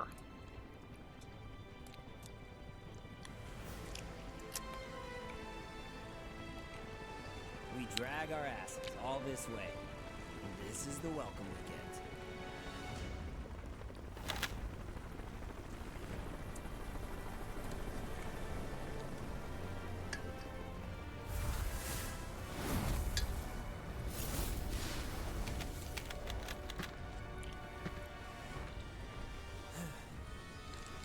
Boy, oh boy. The price of freedom is steep. Ugh. I still don't think Zack's that great. I mean, he has mostly won me over, but I really do still miss Zack's original voice actor. And wish they had at bare minimum gotten Josiah to voice him. Embrace your dreams.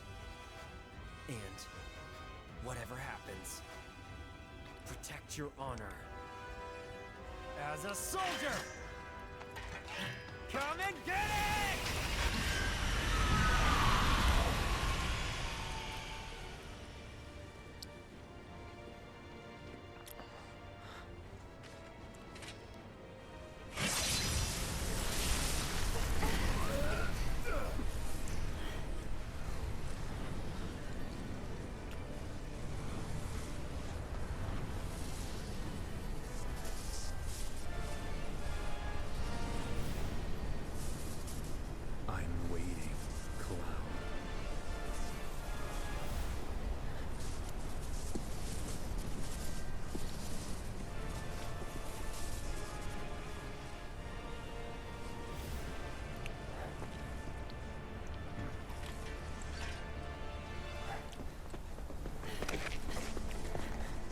This is the point of no return.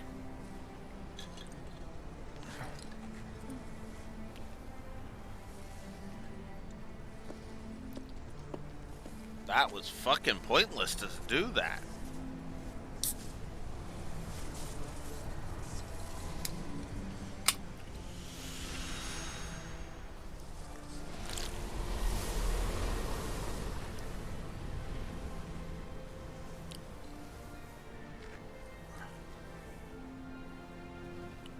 Destiny's Crossroads.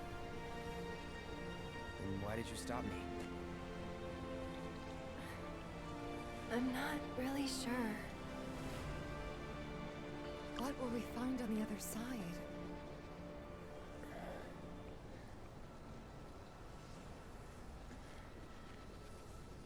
Freedom.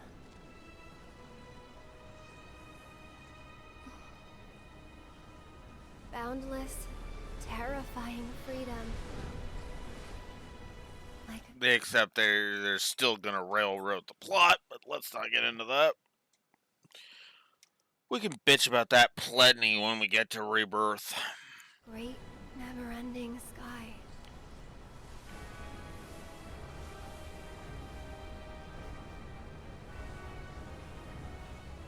What you heard just now were the voices of the planet. Those born into this world, who lived and who died, who returned. They're howling in pain. Because of him, Sephiroth? Their words, they don't reach him.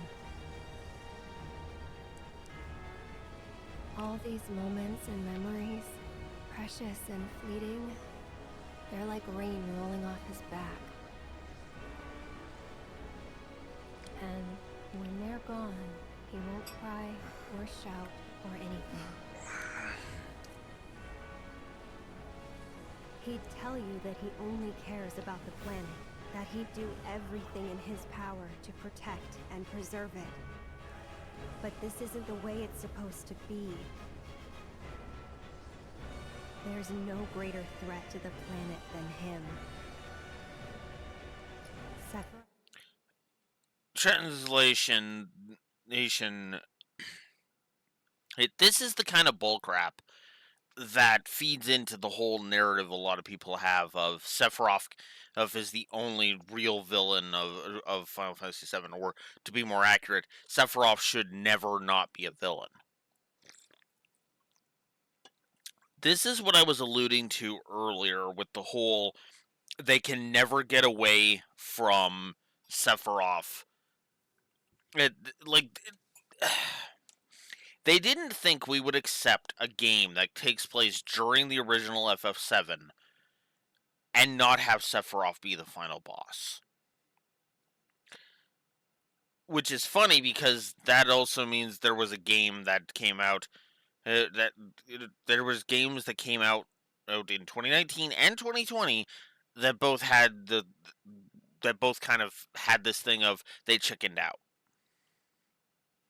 Because you had Fire Emblem Three Houses chickening out of the golden route, and you had Remake basically putting their foot down and saying, no, Sephiroth's always the villain, blah, blah, blah, blah, blah, blah, blah. And that's kind of bunk, if I'm honest.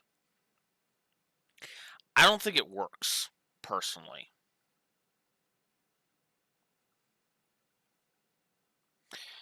This whole speech from Aerith is the one bit of, in my opinion, bad voice acting in the entire game. Aerith's voice actress is delivering these lines flat.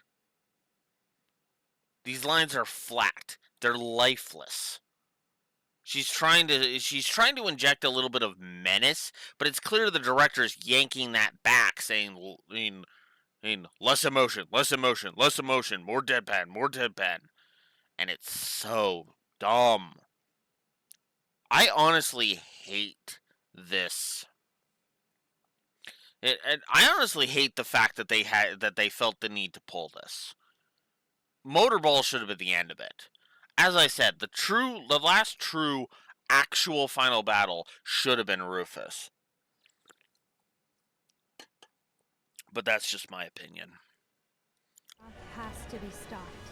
He has to be. And that's why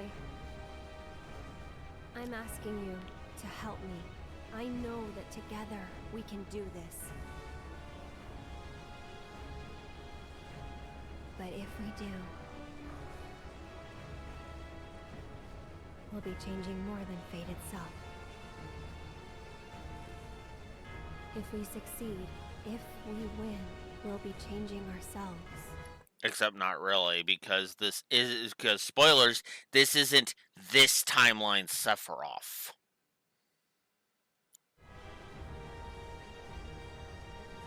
I guess maybe that's why I hesitated.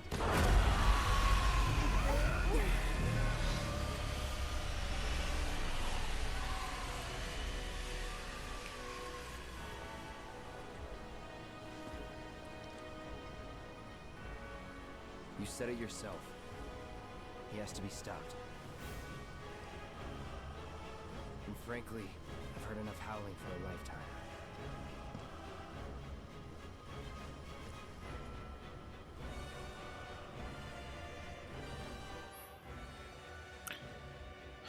When you cross the barrier of whispers, strange and terrible things means maybe waiting on the other side. Before making the leap, make sure that your party is well rested and well stocked with equipment and materia.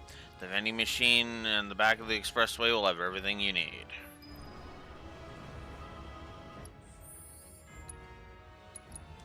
I'm gonna get a safety save in.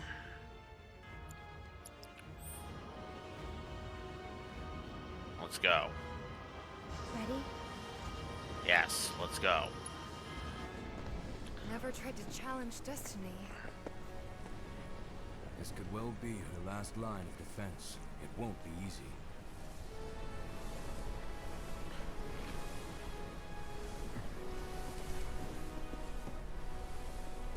Let's go.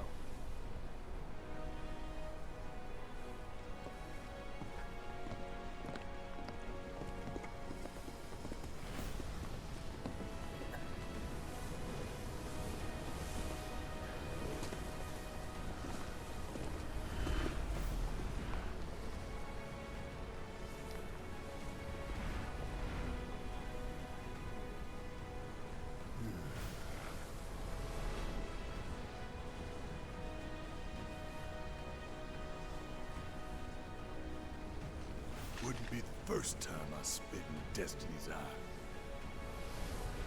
Whether you can see the seams or you can't, doesn't change that she's always trying to have it her way.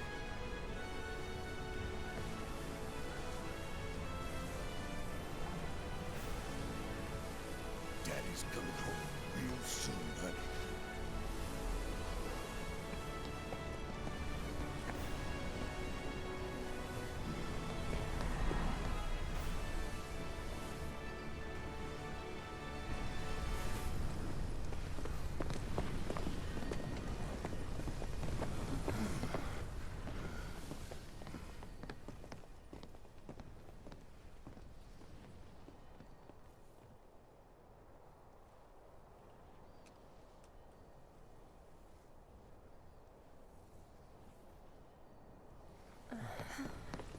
Don't know about you, but looks normal to me.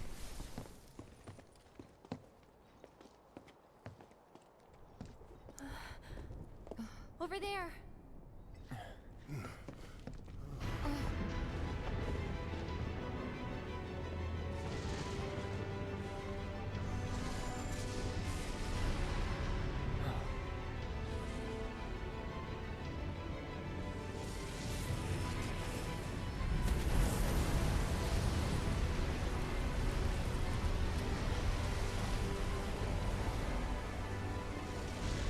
Okay, that ain't right.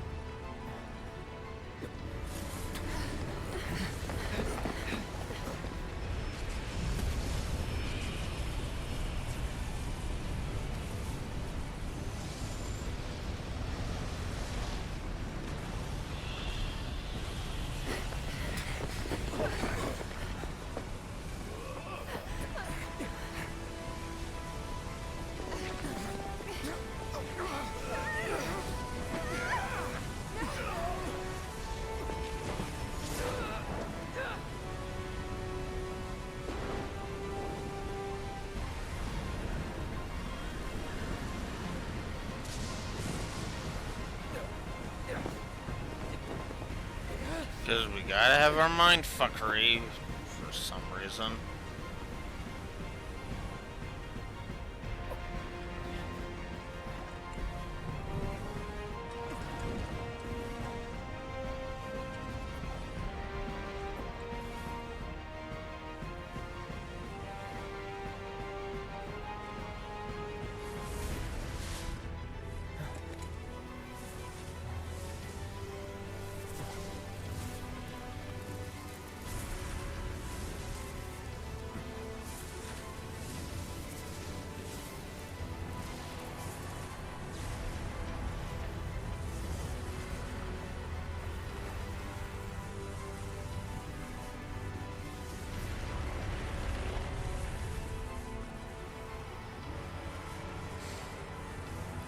Whenever you're done being trippy, game, hey, might like to get on with this bullshit finale already.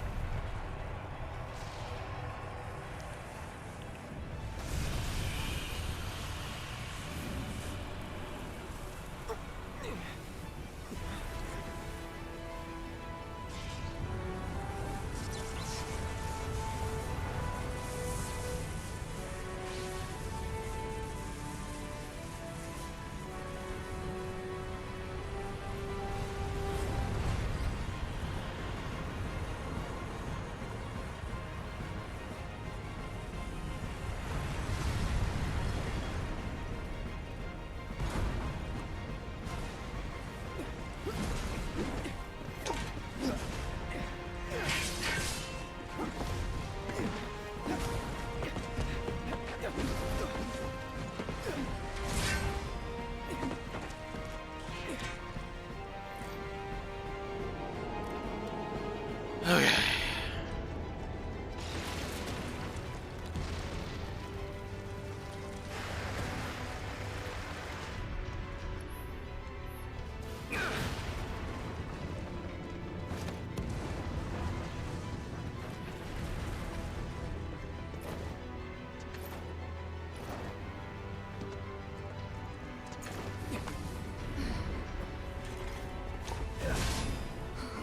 You're alive!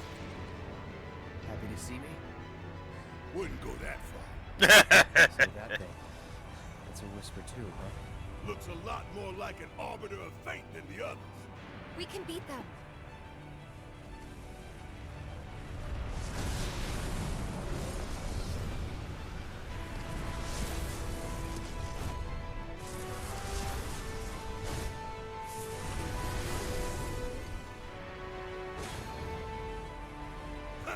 Bring it on! So I wouldn't blame you if you didn't recognize these guys, but they are effectively the Kadaj Trinity from representations of the Kadaj Trinity from Advent Children. Not bad.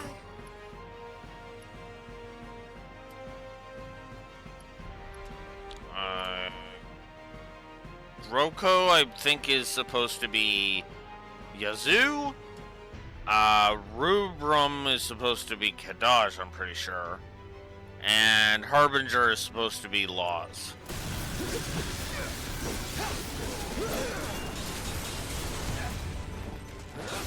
No holding back.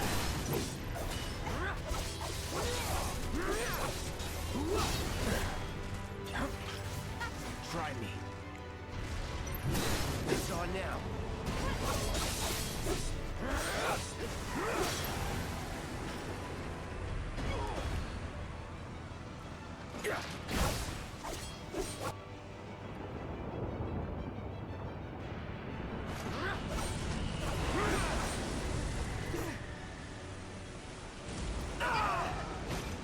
Come on, that ain't fair. Run! We gotta go! Welcome back, Drexor. You missed the whispers that were modeled after Kadaj's gang. Shit, look out! Run, damn it, run! Move your ass!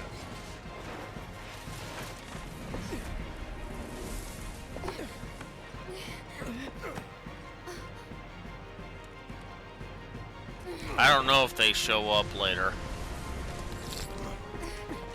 Never mind. They do. As soon as I say it, it's like, oh, they do. And fully healed because why would I be allowed to keep? Why would it be a multi-phase fight where they take multiple amounts of damage? You know, multiple phases of damage.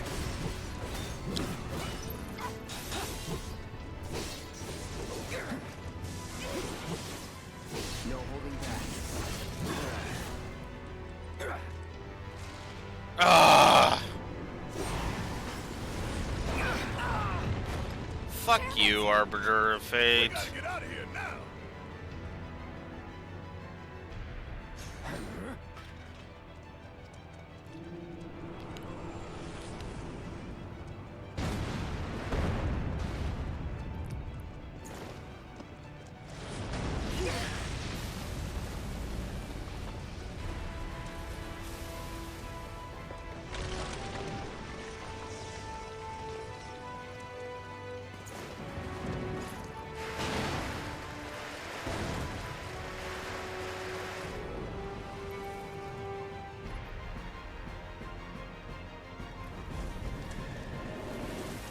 Here we go.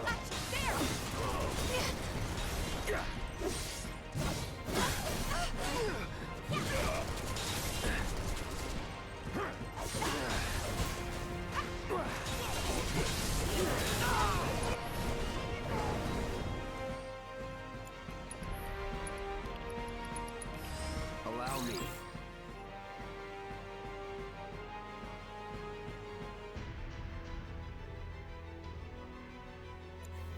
Don't use fire. Got it.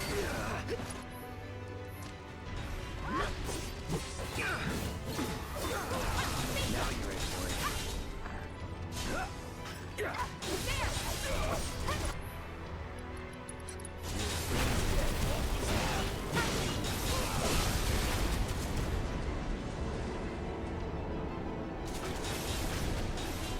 Enough.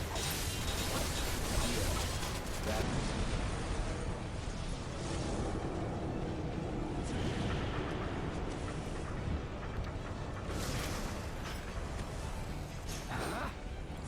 Did we do it?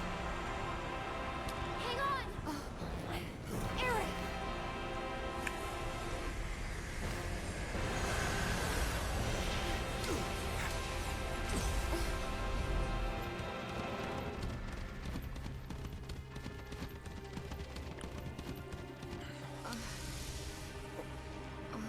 What the hell did I just see? A glimpse of tomorrow if we fail you today.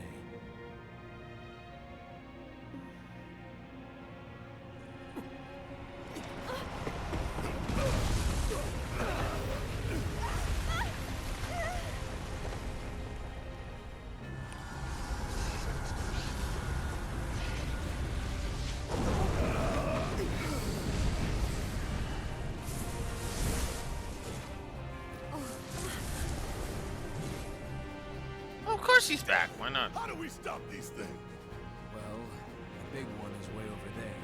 However, These guys are right here.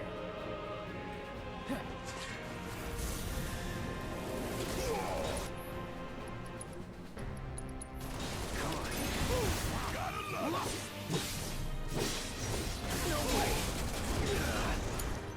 Need my help, do you?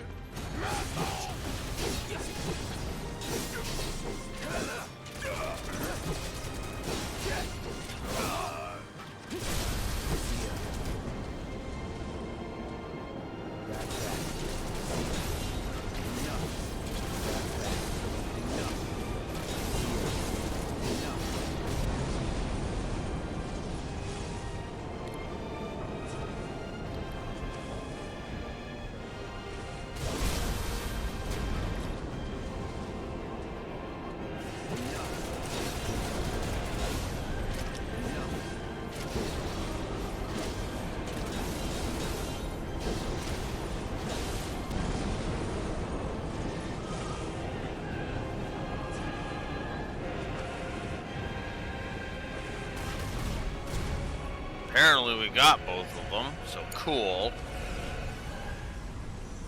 Now it's time for more flashes into... that will only make sense to those that have actually played the earlier games. This can't be our future.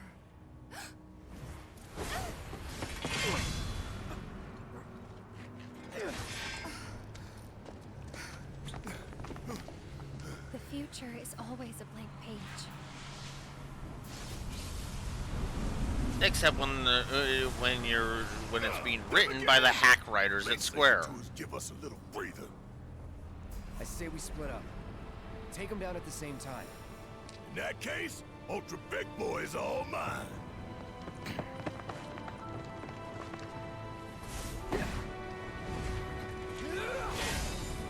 Bring it on, bitch. Feels weird having Cloud cuss like that.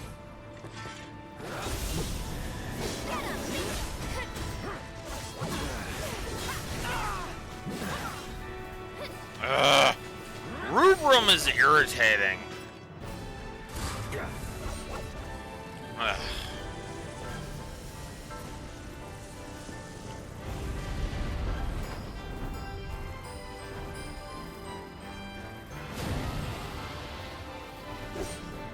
Let's do this. So now they've merged into Whisper Bahamut. We can do this together. Best Go team on. right.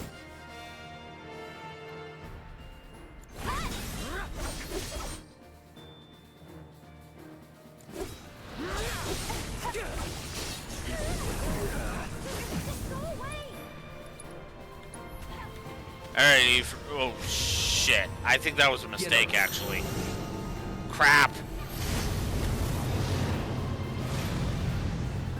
I'm gonna regret that, aren't I? Oh.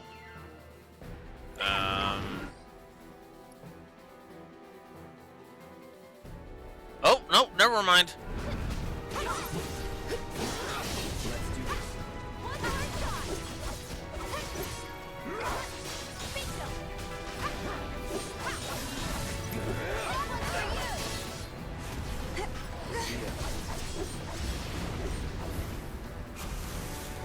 Okay.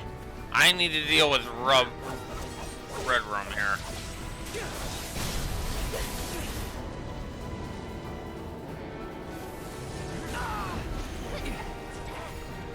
Enough. That's that. It's over. There, now. Ain't no stopping us now. Ooh. Barrett's Big Shot and Stardust Ray from Red 13. Nice.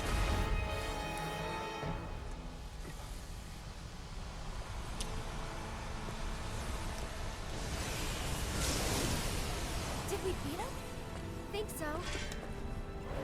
We beat one of them.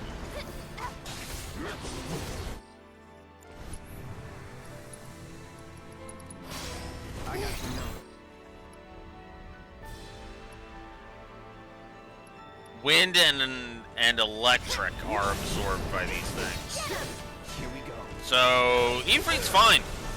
He's totally good. His Hellfire's gonna do some damage.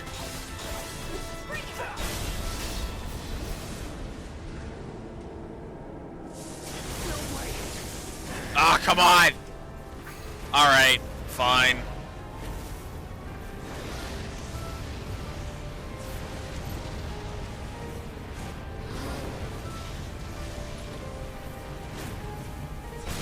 Do it.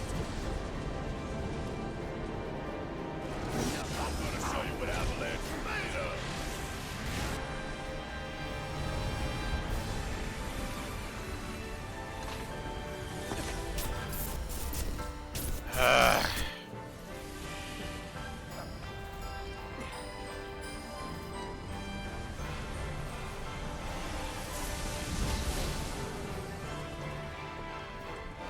Alright, just one more. Go on.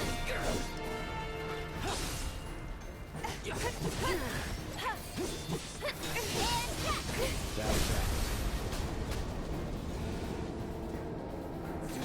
It's over. There it is. Now. Our fate is ours to shape.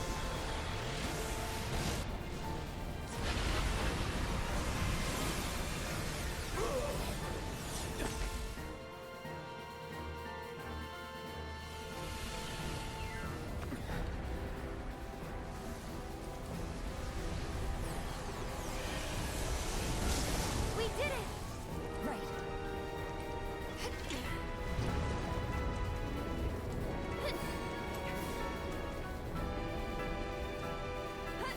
Uh,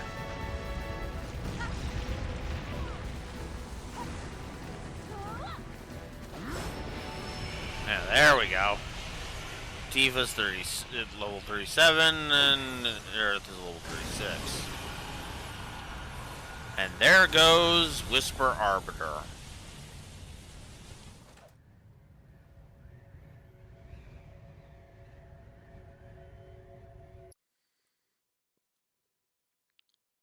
I hate that fight. That fight sucks. Let's explain why, shall we? I could sum it up in one word. Railroaded.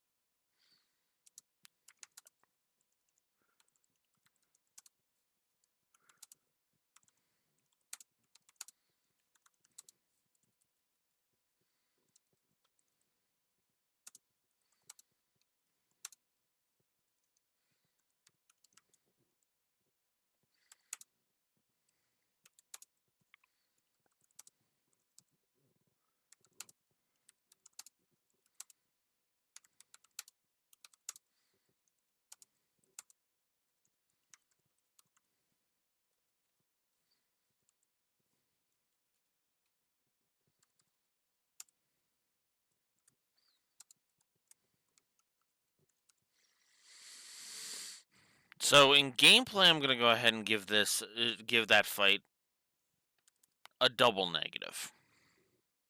I really don't think that fight works very well at all. That being said, the story's getting it worse. The story is getting it way worse.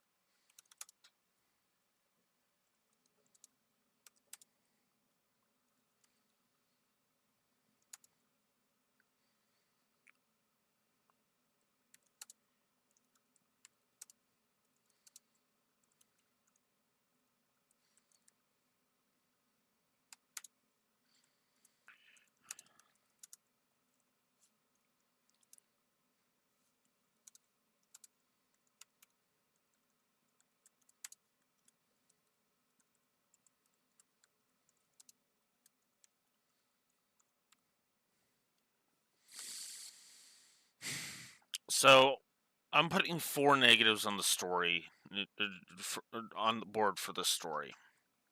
One for the Crossroads of Fate nonsense that comes right the hell out of nowhere, and a triple negative for the spoilerific bullshit that is fighting the Whisper Arbiter. Fuck that fight from both a gameplay and story perspective. It is worse from a story perspective, I will grant you. Because see, here's the thing. Either you're looking at this and it's all just trippy and weird and crap. Because you've never played the original FF7. Or you have played the original FF7 and you're fucking facepalming because it's ruining the original FF7. Pick your poison.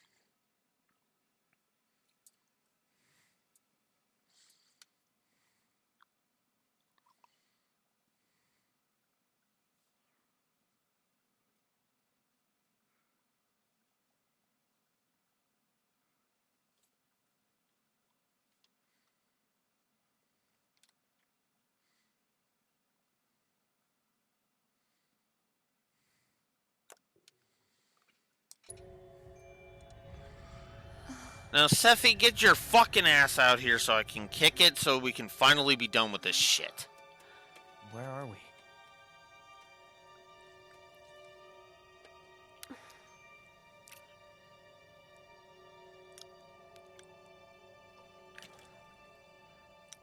I'm waiting, Cloud.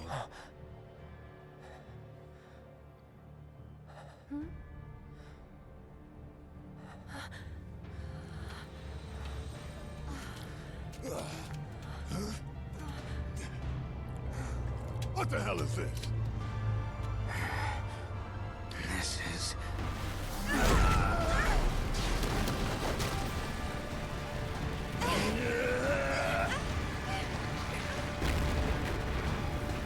Sephiroth.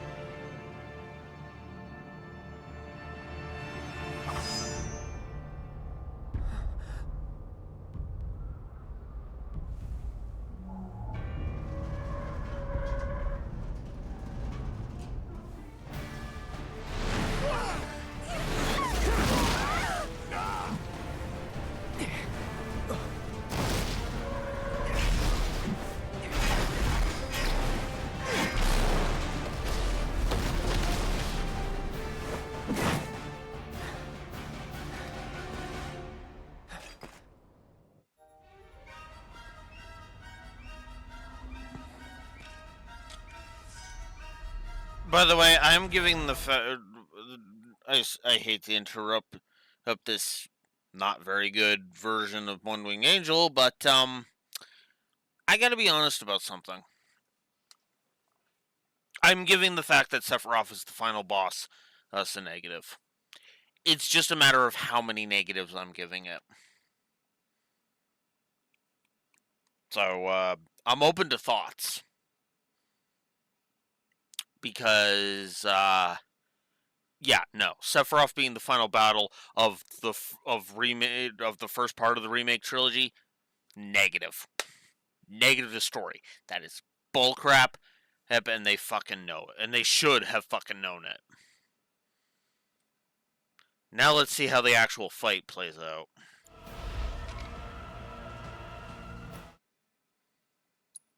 I can actually open up the main menu?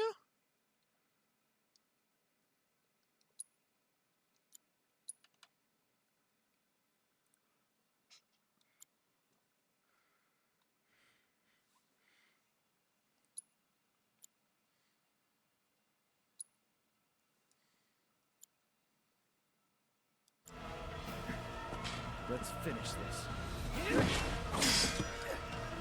Let's finally put this fucking bullshit to bed.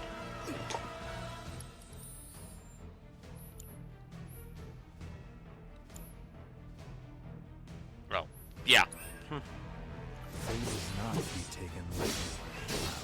Shut up! All right.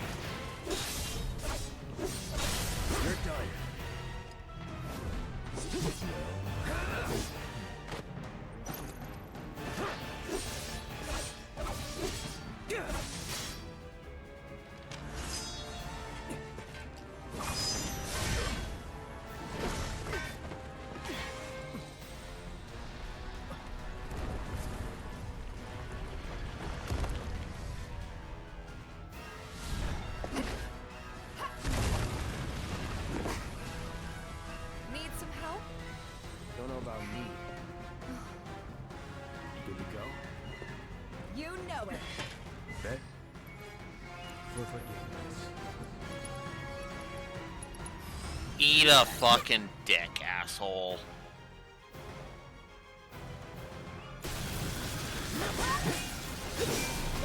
Here we go.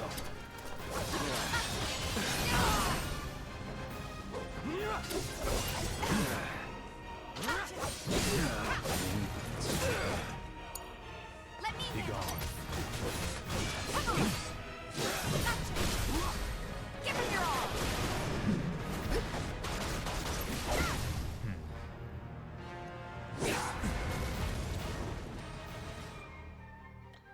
35,000. That's how much the final battle that'll give us.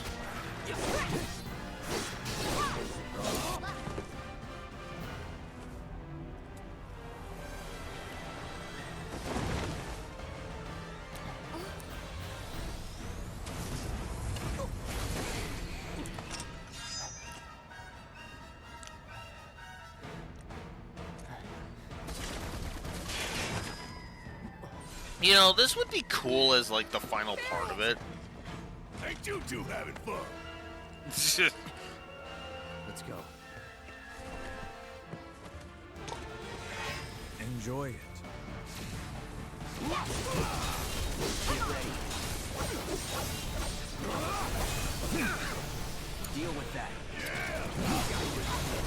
I'll end it.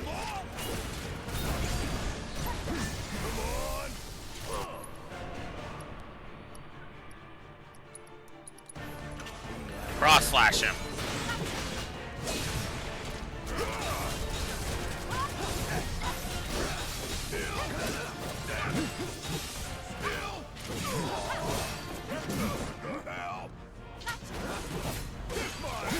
Oh, god damn it!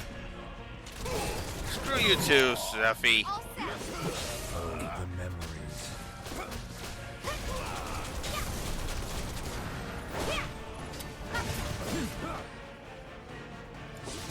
Wait, he's not red anymore? Oh, fine. That's bull. Oh, because his resistance is shifted.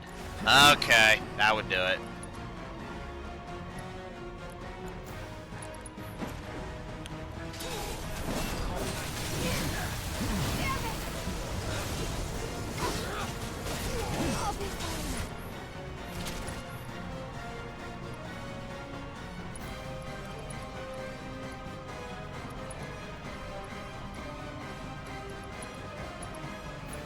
Finish this.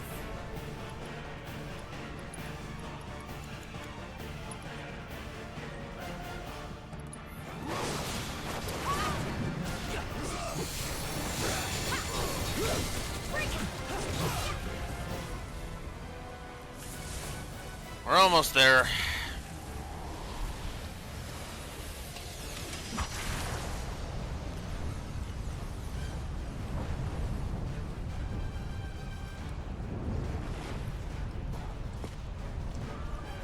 Beg for forgiveness. I guess I should actually do this as Cloud.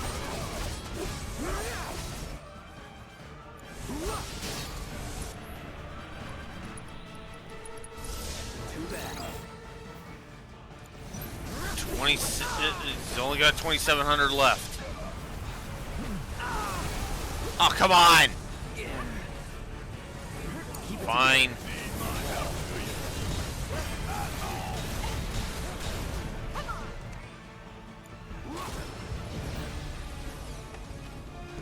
We get it.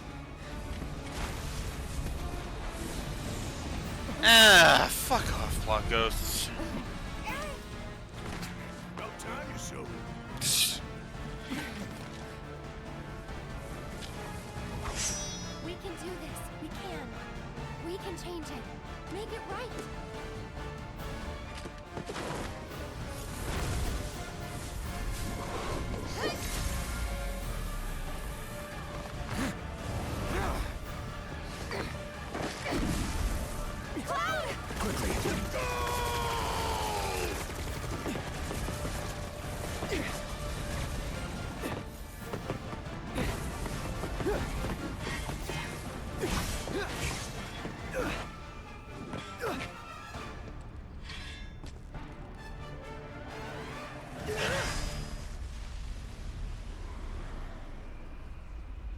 Okay, I think I will go ahead and own up to it. Second best version of One Wing Angel. Still doesn't beat Eat Advent One Wing Angel. Sorry.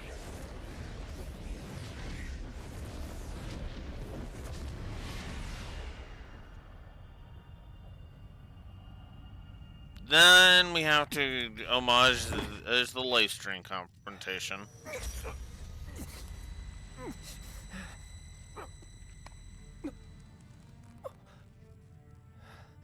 Careful now. That which lies ahead does not yet exist.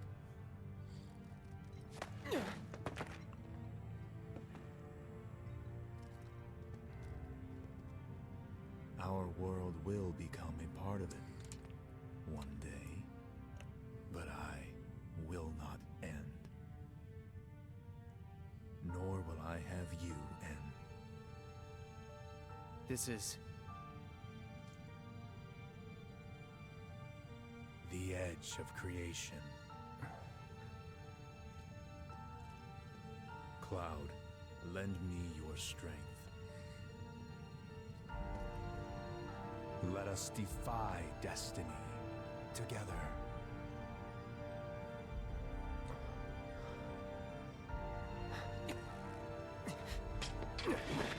Never.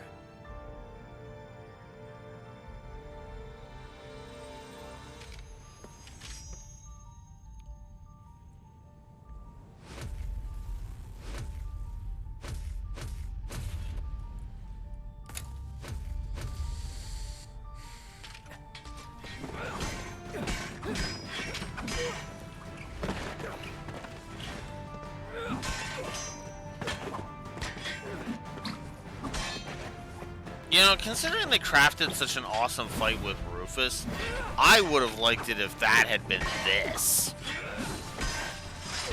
An awesome one-on-one duel between Cloud and Sephiroth. That's what we've all wanted. Not yet. You better not fucking deny me in the third part then. And Sephi, I swear to fucking God, if you deny me a one-on-one gameplay duel between Cloud and you, who in the third game, I will give that a fucking triple negative to story and a triple negative to gameplay. I swear to fucking God.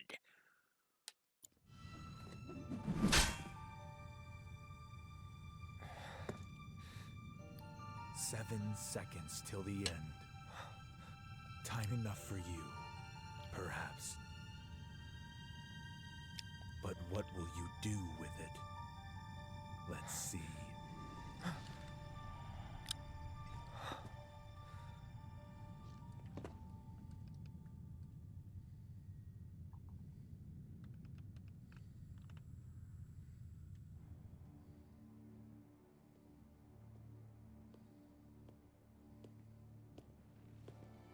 Mr. Vice President.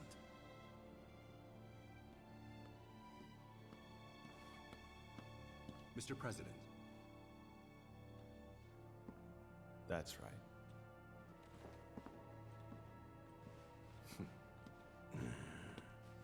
Yeah, you're not gonna.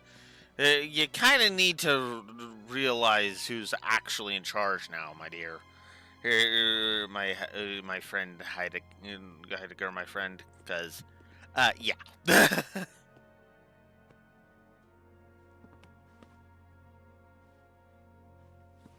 Probably not the way he wanted to take the big chair, but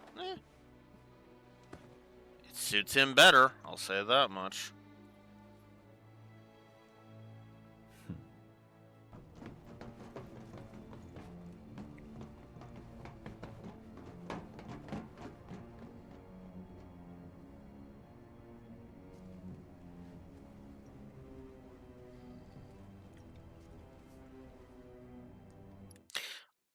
I suppose we're out of the Sephiroth portion of this, so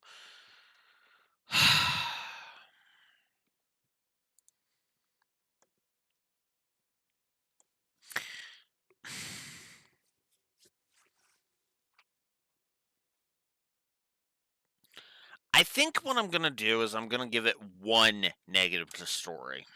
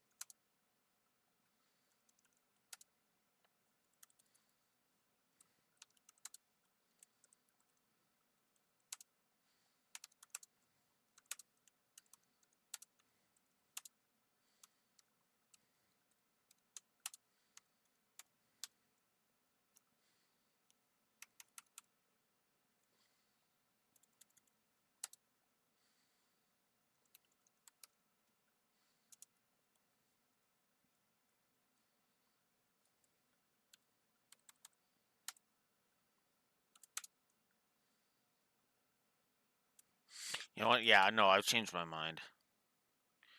You know, not.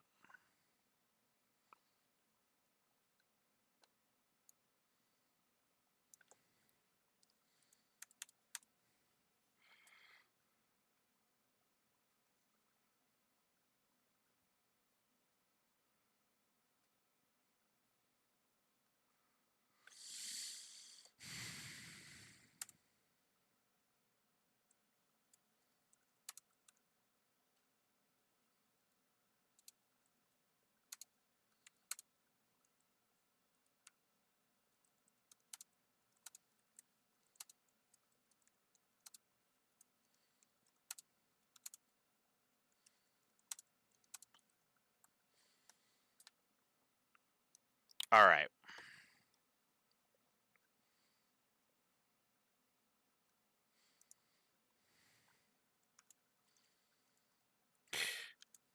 As I was thinking about it, and as I was typing it out, I realized is Sephiroth.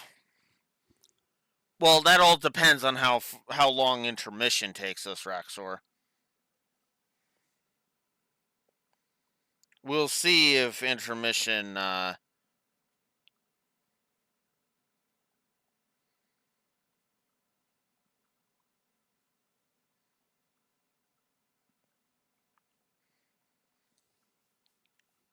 We'll see if how long intermission lasts up. But we are done with the main game. The main game is done. Now, as of now. Hell, the main campaign is complete. Because we are basically in the in the ending. Like we are watching the ending right now. That is what we're where we're at. Gameplay's done.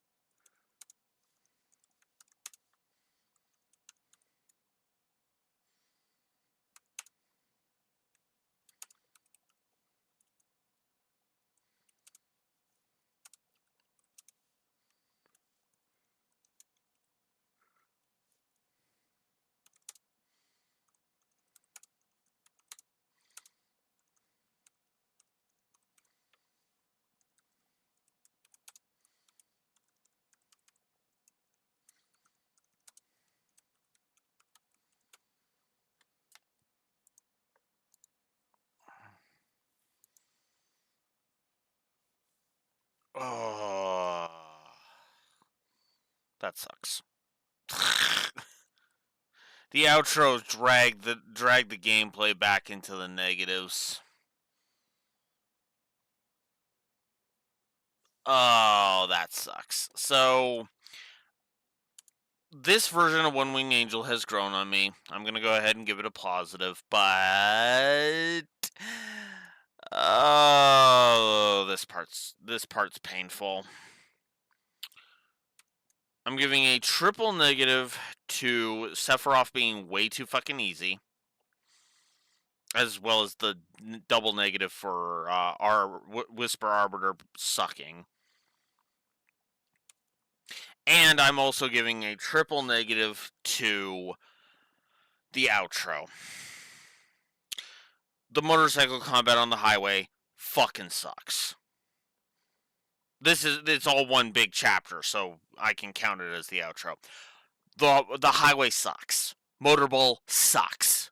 Hooks. The Whisper Arbiter is boring to fight. Even with the Advent Children connection. In fact, that you could argue that makes it even worse, just depending on how much you despise his Advent Children. And Sephiroth is too fucking easy. Now, you could make the argument that Sephiroth took it easy on the party. I call bull, especially if they're going with the whole Sephi is always the villain thing. They can't have their cake and eat it too, who on that front. Either Sephiroth is a fucking vicious villain, or he's trying to redeem himself.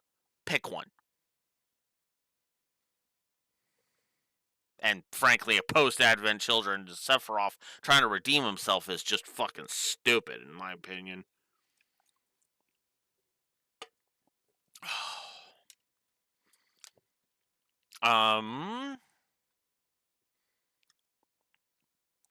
Yeah, I mean, granted, yeah, but I don't know. It feels like the story didn't need Sephiroth. Speaking of, Sephiroth being the final battle is a story negative as well. Because it doesn't fit with anything. It doesn't fit with the tone. It doesn't fit with the themes. It doesn't fit with the plot. It doesn't fit with any of that. That is their excuse. Who's? But the thing is, Raxor, this part of FF7, Sephiroth wasn't the final battle of Midgar in the original FF7.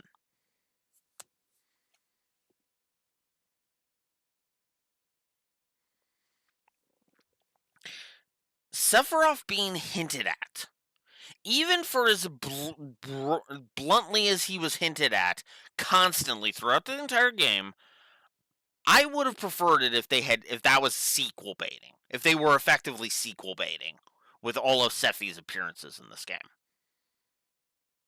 Because if they were sequel baiting Sephiroth with with all of his appearances here in Remake, I'd be totally cool with that.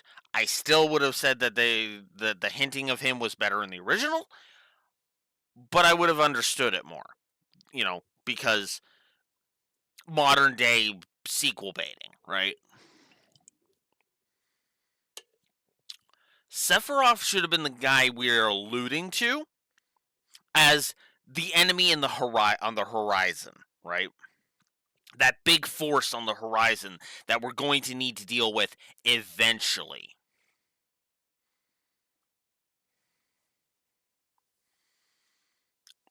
Now, again, I would argue Rufus as the final battle would still work. Because, again, this is part 1 of 3. I don't think they needed Sephiroth as the final battle. I don't. I don't think they needed the final Sephiroth to be the final battle. The final boss. I don't. I think I think they should have built up to it. Or if they absolutely had to make Sephiroth the final battle, forget the fucking whispers. Yeah, someone at Square also thought the fucking plot ghosts were a good idea, so there's that. Is he serious? Okay, go ahead and spoil this, Raxor. Is he seriously the final boss of Rebirth? Part 3 actually makes sense for him to be the final boss, but is he seriously the final boss of Rebirth?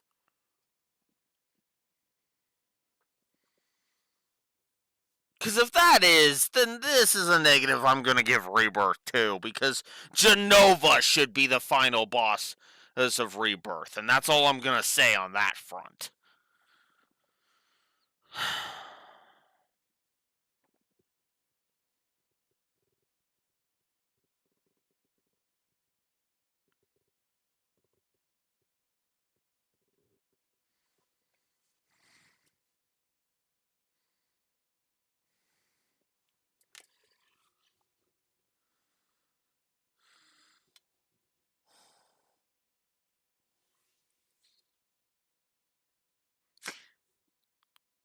The Genova Life equivalent, the Rebirth equivalent of Genova Life, should be the final boss of Rebirth.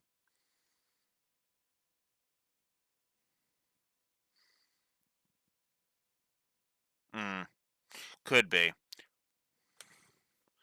I have another way to look it up. I was asking because I figured you had played it. That's why I was just saying go ahead and spoil it. But I will go ahead and spoil it for myself.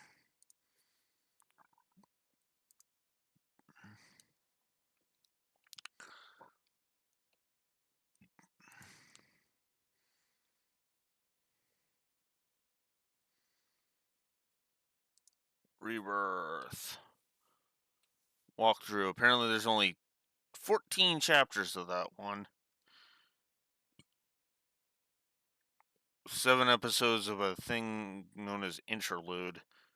Huh.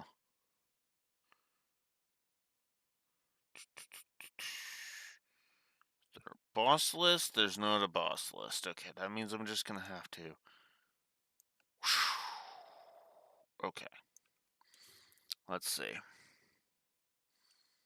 That's the New Game Plus stuff. According to Neo Seeker, the final boss is. Yep. Yep. It's Sephi.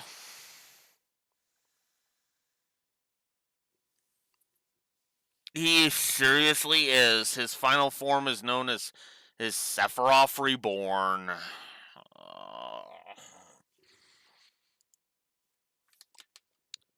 Oh, God.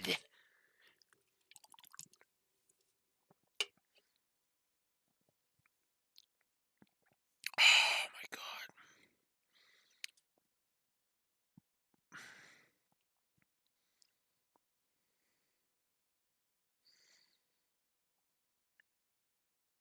Mm-hmm. Oh, why?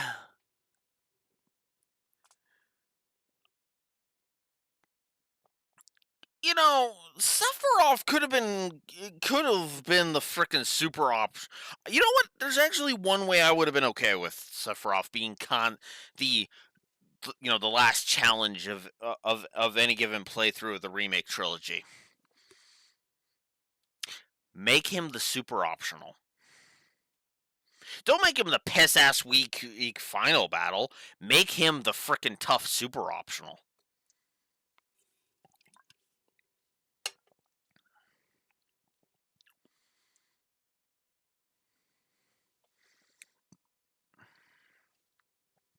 I think that would have worked better, in my opinion.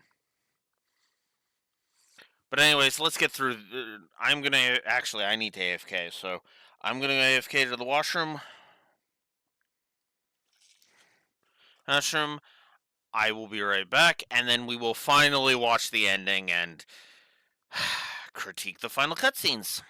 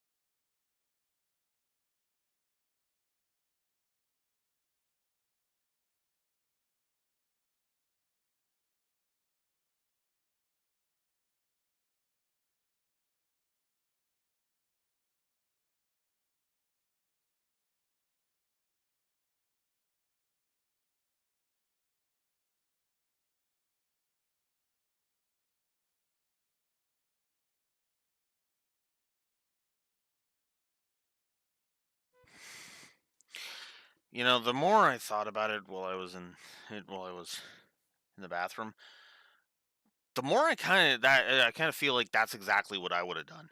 Imagine that same battle, but like combine the two and make Sephi not stupidly easy. Instead of 35,000, I'd have him have 300,000. Okay, so you have Cloud by himself for round one. Round one, pretty simple, pretty easy. As long as you stay on your toes, he's not going to be a threat whatsoever. Then, after you deal 100,000 damage, we switch over to the Arbiter, to the others fighting the Whisper Arbiter and the Whisper Trinity. Right? They deal with the Whisper Trinity. With a member of the Whisper Trinity, it swaps back to Cloud Cloud. Because the idea is we're going to defeat each one. Actually, no. Start with the Whisper Arbiter. Actually, the party deals with the Whisper Arbiter. One of the Whisper Trinity is taken out. Then we switch over to Cloud. Same idea, simple first round. But he ends up getting joined by round two. We would have Tifa join him, and effectively each each round would have a different party member kind of come in after a set period of time, right? So Tifa for the first round, or Aerith if you had more.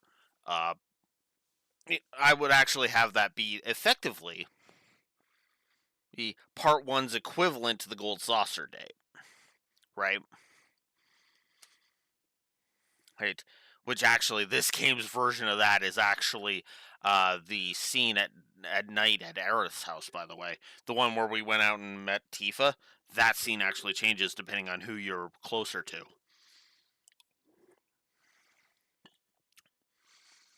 So, all right. So you start with the Whisper Arbiter. You deal with one, and then you fight Sephi for a bit. Then let's say you deal about 50,000, roughly 50k damage, though you can deal more. And then Tifa shows up. We can do a cut if we have to do, health barriers. We can do a cutscene. Tifa shows up, and then she helps you deal another 50k damage. Right? Then we switch back over to fighting the Arbiters,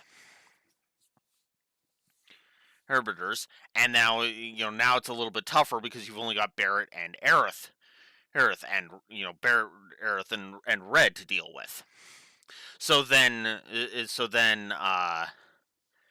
Barrett, and then either have Aerith or Barrett, go and join the battle with Sephiroth for the next part. Except I would also change it up so that way you would actually deal with the last two, because I wouldn't want you dealing with one of the Arbiters solo, one of the Whispers solo. I would do that. I would actually want it to, if I'm going to do it solo, then it's the second round that's solo, and then but Barrett can occasionally use his limit break. He can deal massive damage to the Arbiters, right? To a member of the Trinity. Then you take down the Trinity. So then you take down the Trinity.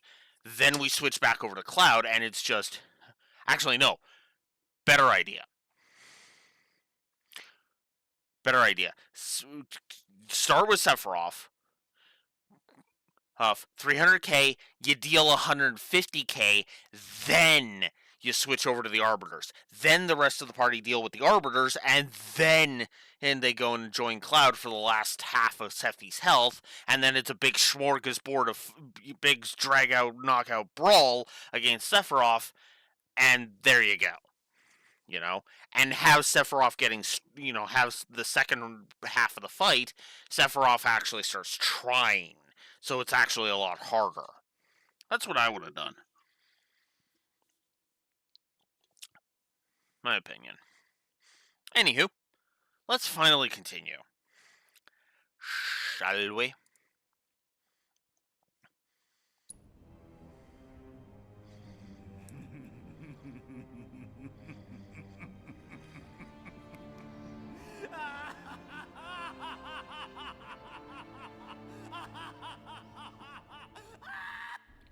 love how the soldier's nonplussed. So, who's ready for a negative to story?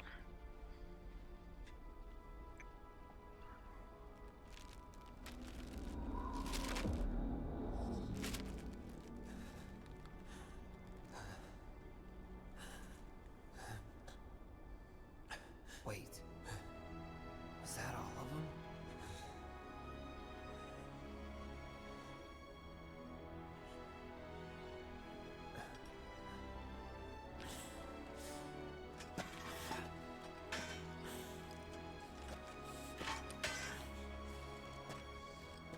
Hey, Cloud.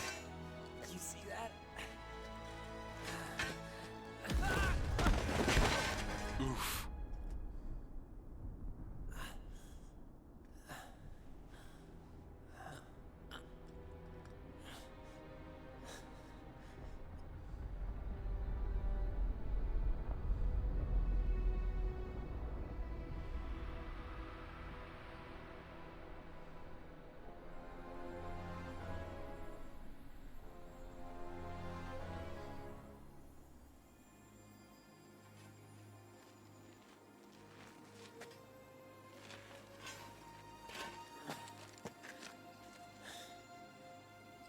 Note side quests to hint at this, by the way.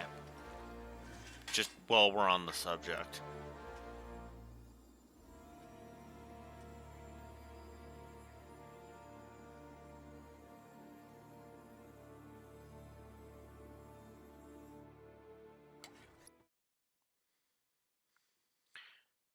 Let me be as blunt as I can be. That's a scene they should have saved for Rebirth. Straight up. They should have saved that scene for Rebirth.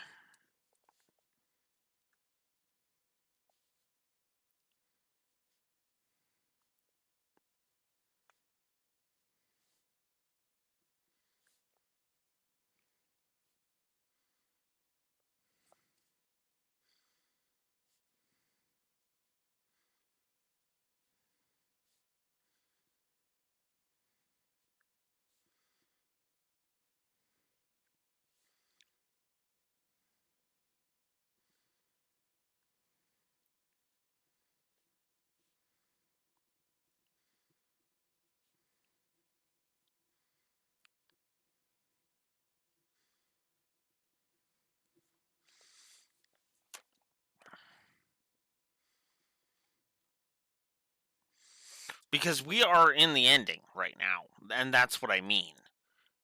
Like, if they were going to do anything with it, then it should have been in Rebirth. Negative to story, Zack's survival.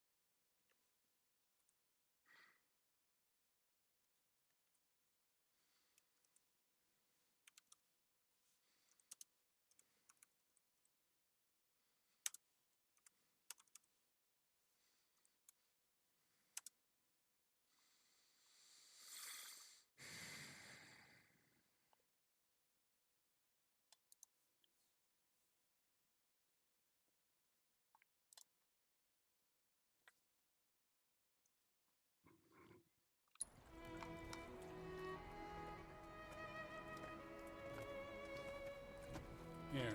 Thank you.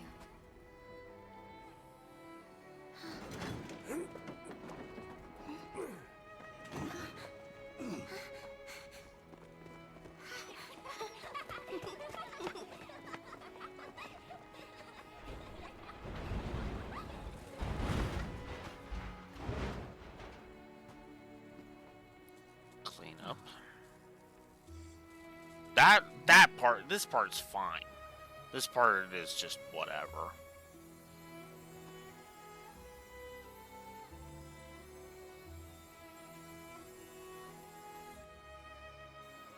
Still weird with all the sparkles, but I mean, eh.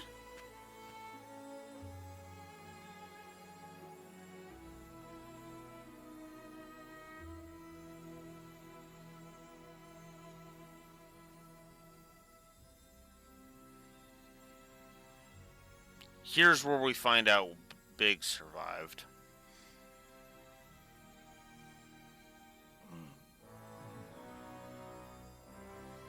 I still stand behind my statement.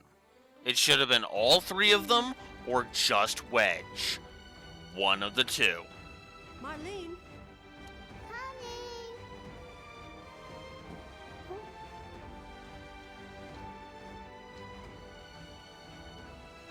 Daddy?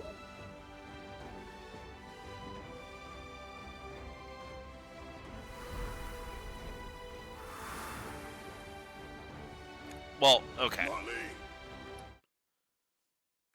One sec, Parrot.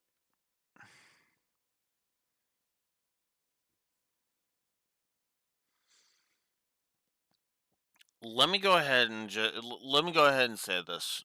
Say this, Raxor. It doesn't matter which one would have survived. I just say Wedge because is on Daybreak. Daybreak, Yumi. If so,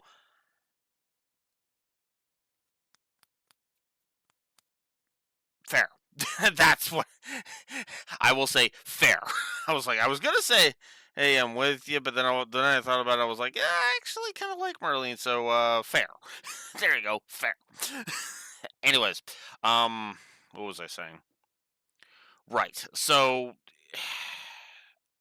of the group, I honestly would have preferred if only one of them, if either all three of them had survived or just one of them survived. And my pick would have been Jesse for that, admittedly. Because here's the thing.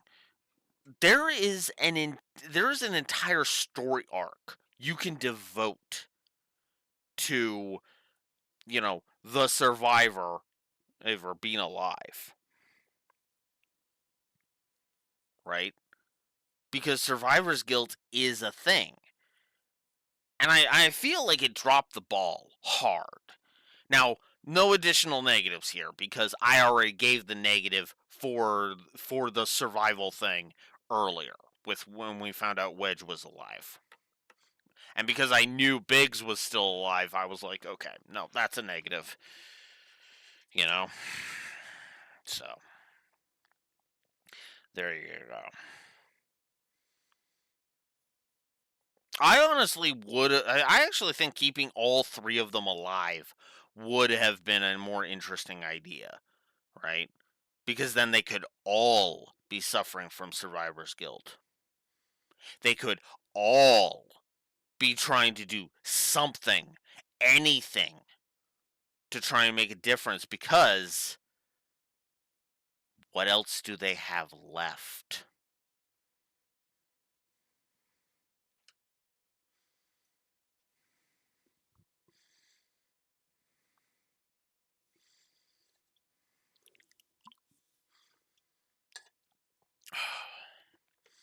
Well, the plot ghosts are fine. Well, are done until either intermission or rebirth, one of the two. Ew. So, as far as today is concerned, I'm done bitching about the plot ghosts. I will say, again, I feel like there's opportunities here.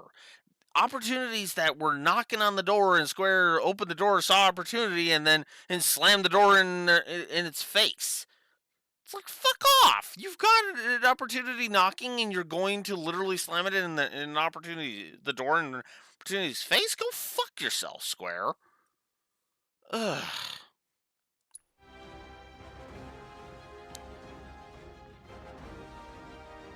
You look better with your shades, dude. I prefer the remake Barrett with the shades. So, what now?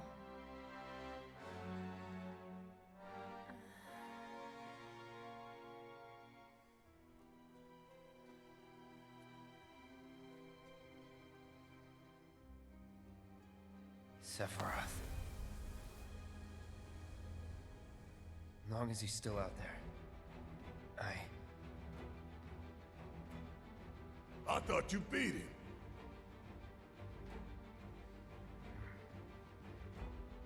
We can.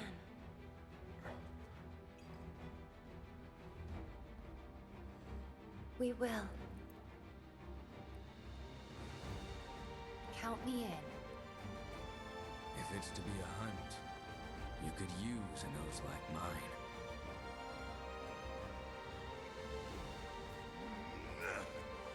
I'm in too. Bastard wants to destroy the whole planet, doesn't he? An enemy of hers is an enemy of Avalanche.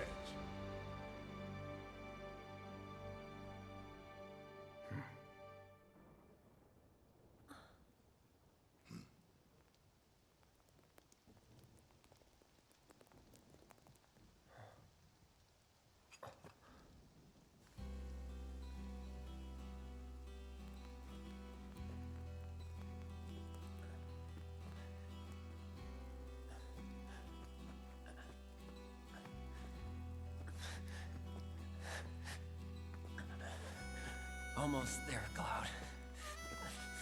We're almost there.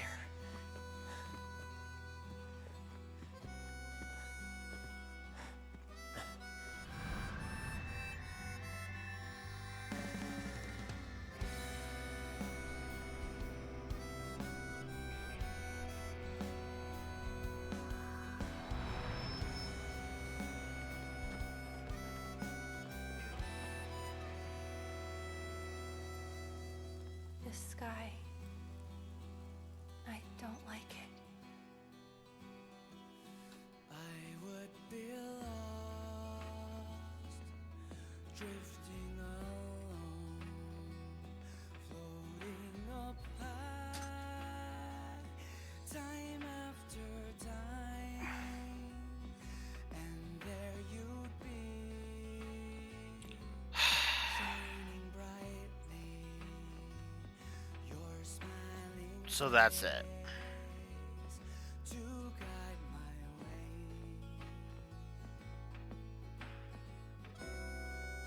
way.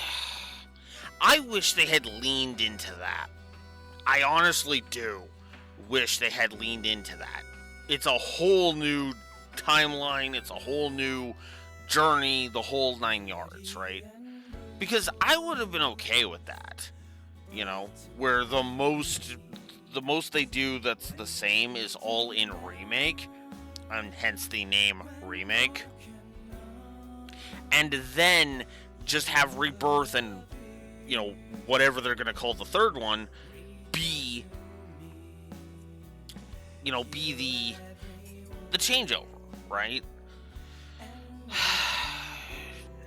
But no. Square are cowards. Will I never know?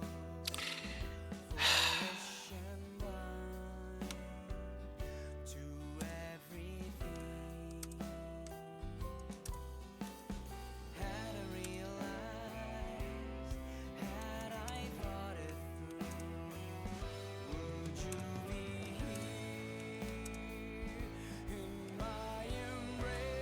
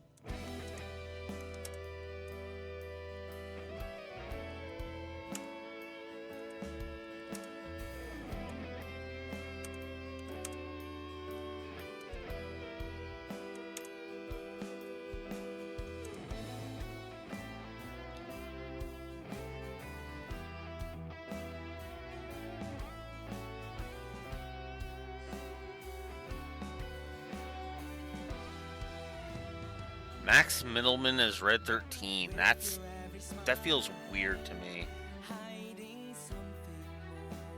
James Horan is President Shinra. John DiMaggio. Yeah, John DiMaggio, not the best performance I've ever heard from him in this one, but eh. Josh Bowman did pretty good. A lot of the voice cast is actually well done. So.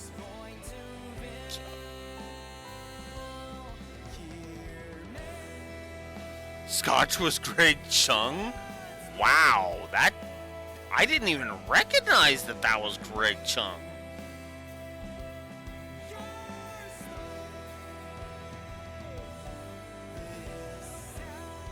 Damn.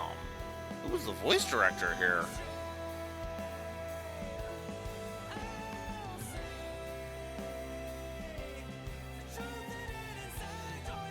Yeah, Jules, I knew that was Jules. That was Jules.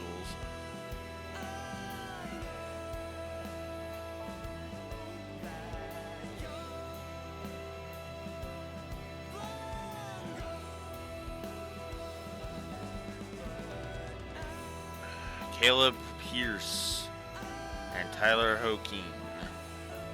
Then there's a whole whackload of other names.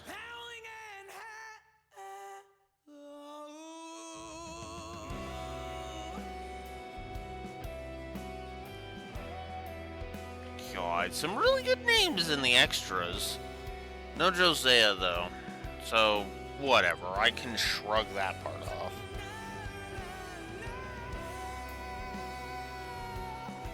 Yeah. I do kind of hate it too. Admittedly. Yeah, I guess it just worked better on the PSP / in Crisis Core. Is there a post-credits scene? Okay, song. And you're holding on to your last chord too long.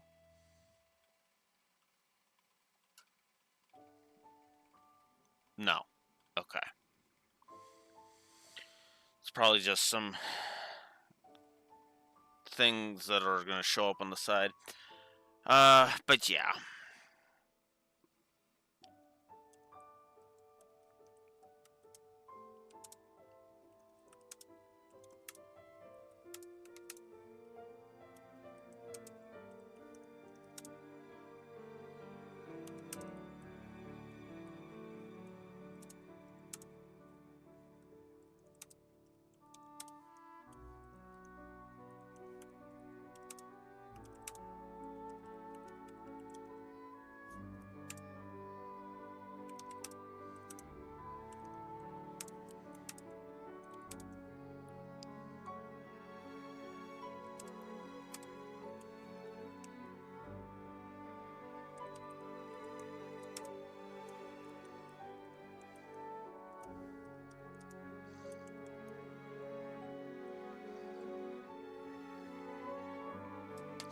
Alright, so we're not doing the audit / do I... Well, actually, Intermission Edition didn't actually... never came out on the PS4. So, effectively, the do I agree with list effectively would be for... or just the main campaign.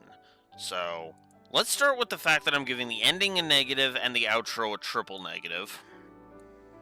Because I think this outro is absolute dog shit.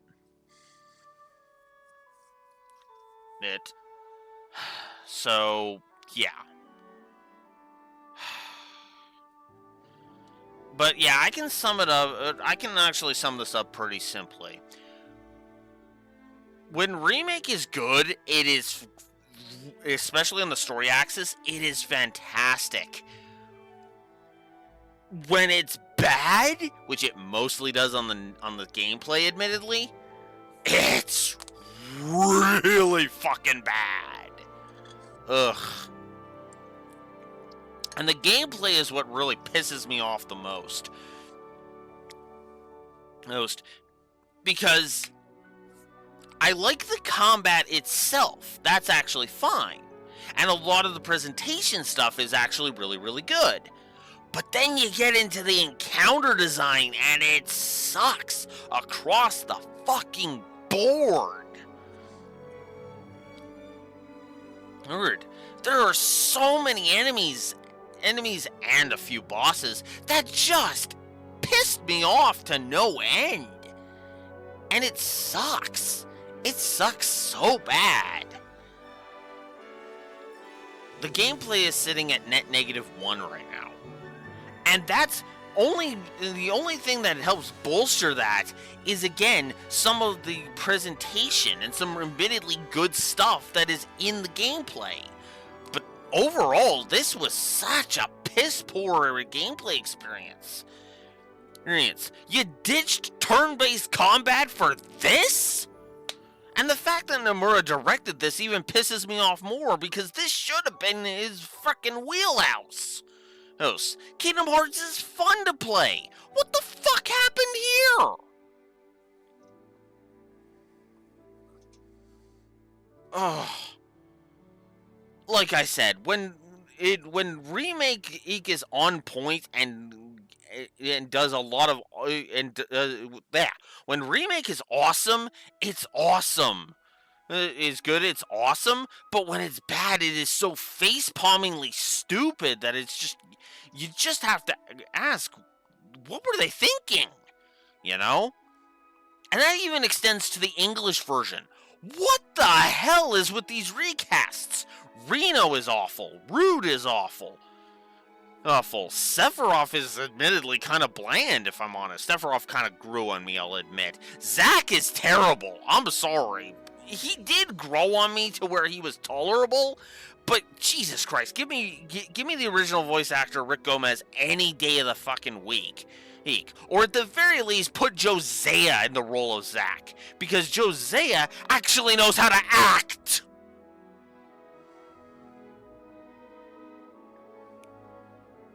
I mean, hell, I have reviewed games where he can act. Multiple of them, in fact. 3 of them are Trails games, no less. Thank you for that, Kurt. You're awesome. As is Josiah. God damn it. Ugh.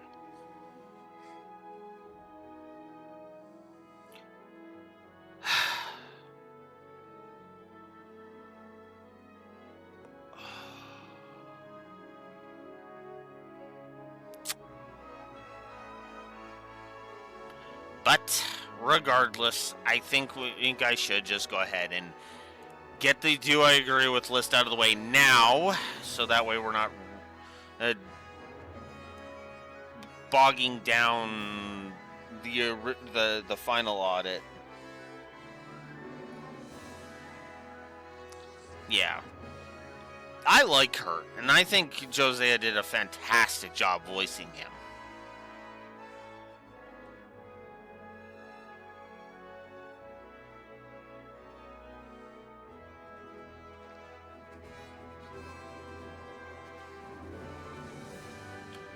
But that's admittedly just me.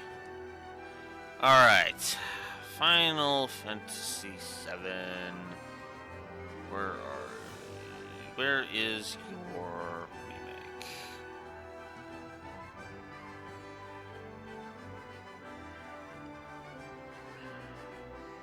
Damn it, remake, where are you?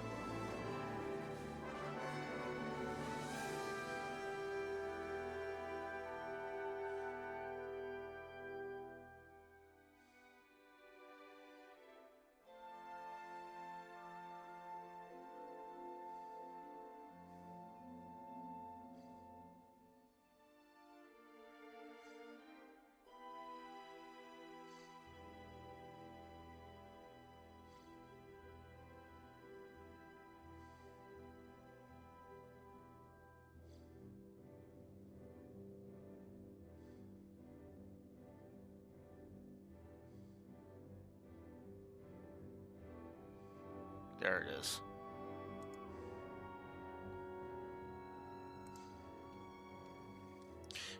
interesting that apparently the lore runner liked the gameplay a lot more than I did. I was I was neutral at best. All right, so let's go through the do I agree with list as ever. We will start with the story positives and see if we're adding any. Not that my score needs any more story positives, not really. Alright, let's see. Brickwork, doodad usage, visual storytelling. Camera work? You know, I've actually thought about that. I think I'll go ahead and I'll give the camera work, sure.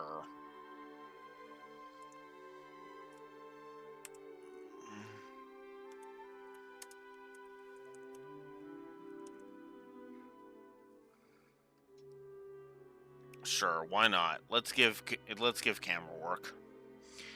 Music direction, the voice acting, the banter, the motion capture animation. I mean, yeah, the animations I gave, obviously. Barrett, Cloud, Tifa, Aerith. Yeah, I know. Everybody, you're always caught up in that. I'm caught up in that. I'm not gonna harp on that. Lindblom effect. You know what? Yeah, let's give a Lindblom effect positive. Sure.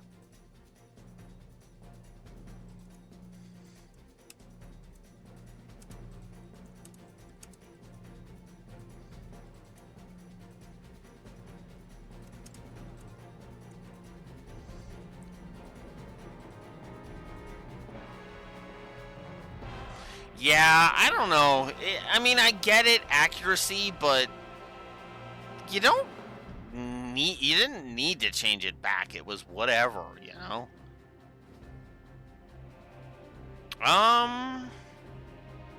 Actually, yeah. Let's. Wait, hang on. How many did you give overall? Let's do a Control F and look for Lindblom. 2, just 2 matches. So you gave 2 positives to it. Okay.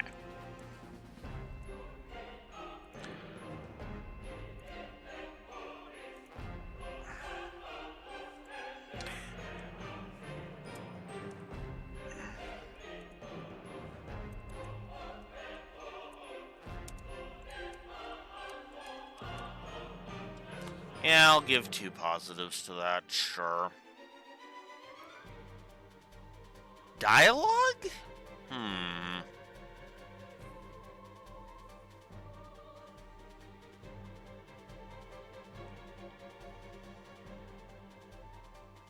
You know what? There was a lot of really good dialogue. I think I am going to give dialogue a positive. In fact, I'm going to give it beside Devil May... No, you know what? No, we'll give it beside the banter. Really good dialogue. Out. Alright. All of the characterization and enjoyment of Jesse. Yeah. Jesse and Big being great characters. Wedge. Side characters with names. I gave a few individual ones positives, but otherwise, yeah. Don Corneo I gave. The Honeybee in... I gave that a whole sequence. The immediate fallout, yes. The overnight scene...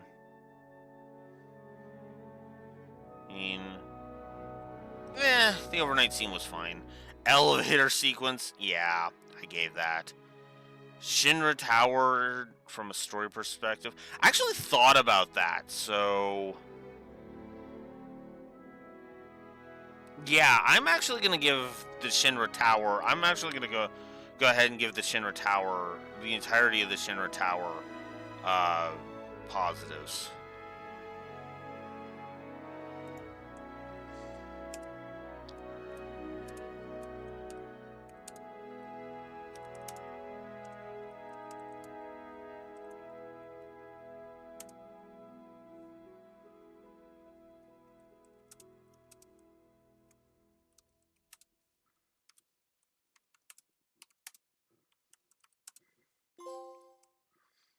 Destiny's Crossroads. So now we can actually select which chapter we want to go for.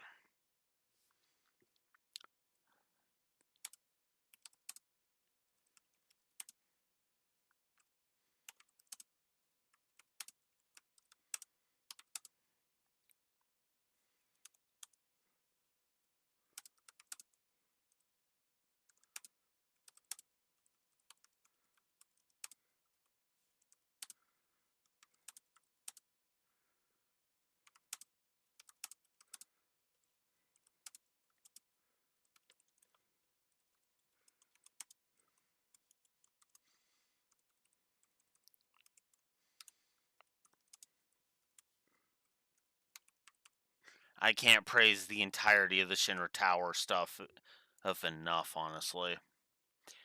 Turks, Hojo, Reeve, Rufus, all bundled into one. I'm pretty sure I gave Rufus a positive and Sung a positive. Let me double check that. Let's see. I gave Rufus 2 because really cool. I gave Hojo's voice actor a triple positive. I gave Hojo a double positive. I gave Sung a single positive. I gave Don Corneo a single positive. He gave a separate positive. Yeah, a lot of the character positives I gave multiples. Atmosphere. I'm gonna disagree with atmosphere because the plot ghosts really fuck that in the ass. Banter I gave a second dialogue positive.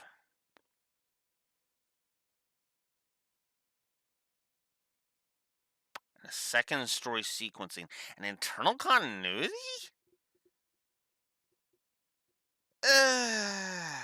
Hmm.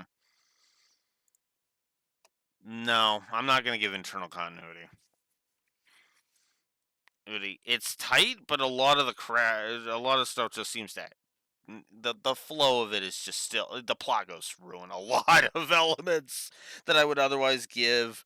If honestly, they really do. Um,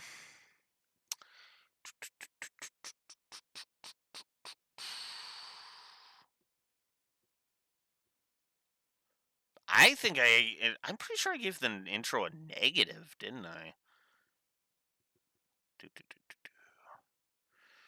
Yeah, we never saw Roche again, and past his initial appearance.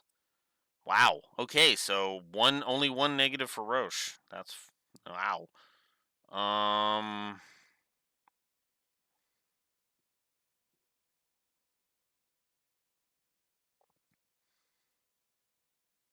counter with Sephiroth.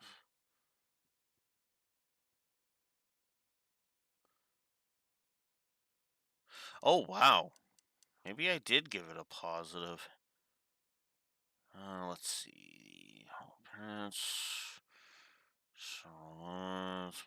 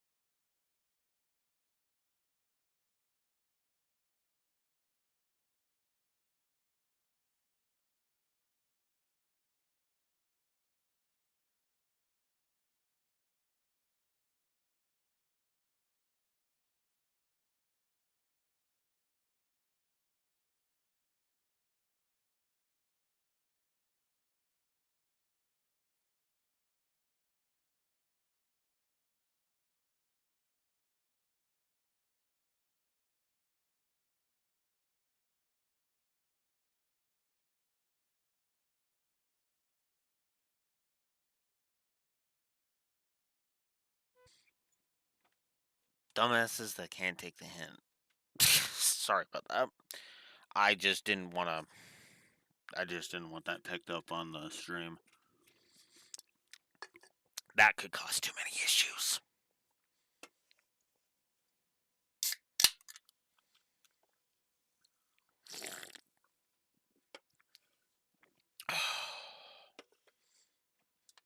Oh, service provider that my parents switched off of because of shenanigans. That's as far as I'm going to say anything on. And representatives from there wanting my parents to switch back to them. Yeah, that's not happening.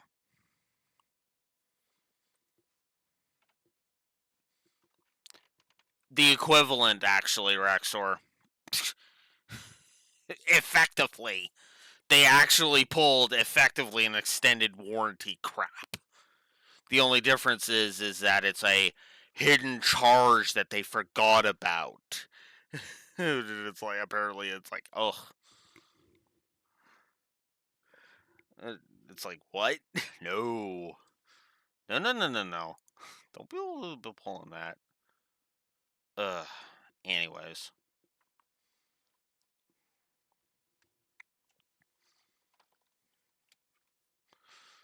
Ugh. But anyways. Where the hell was I?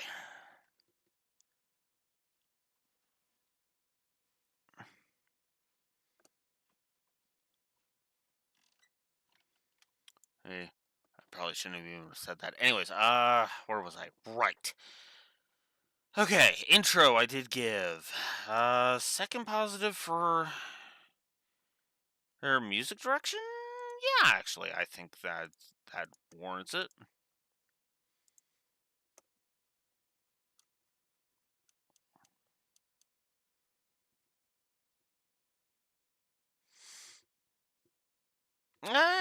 Yeah, I think I'll agree with 2.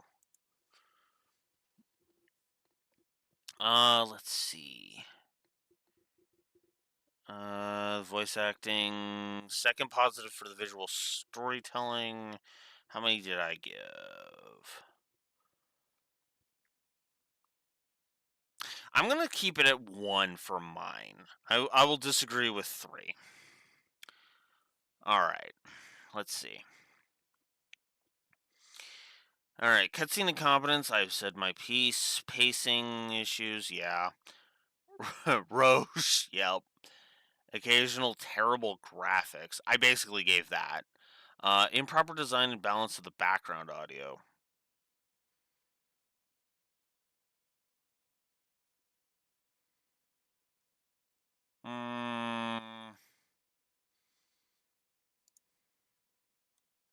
Yeah, there is some audio balancing issues, especially with dialogue.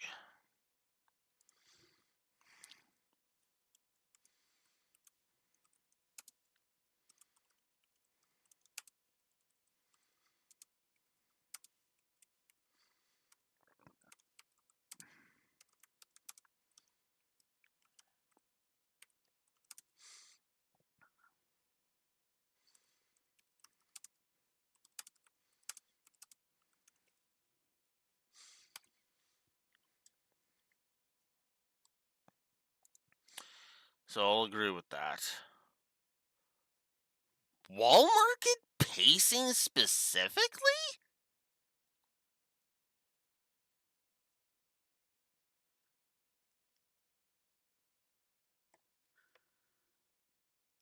No, lore. No. Absolute fucking lootly not. The audio and visual direction, yeah. The ghosts, yeah.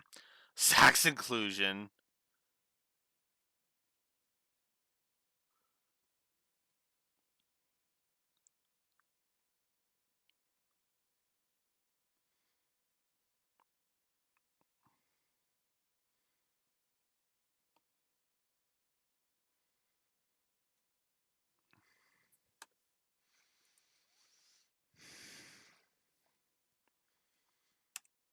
Yeah, I'll agree to that.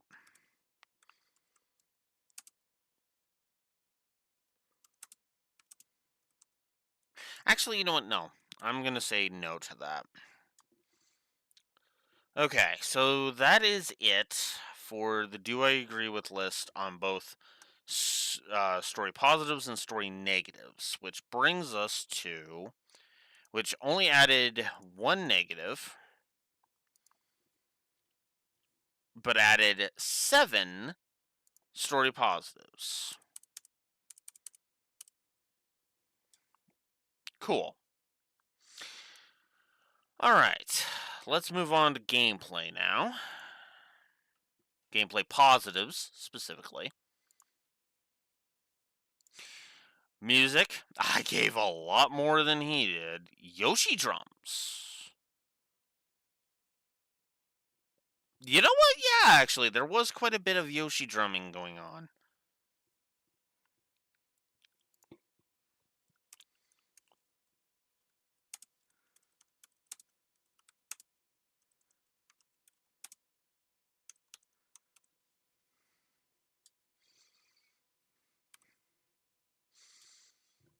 And so we'll add a Yoshi drums positive.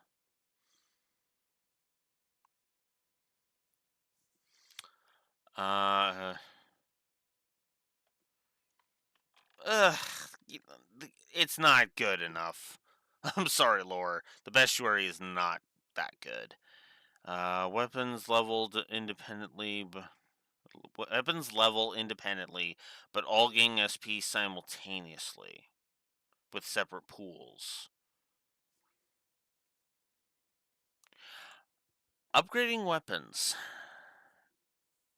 Weapons and weapon levels. Did I give that?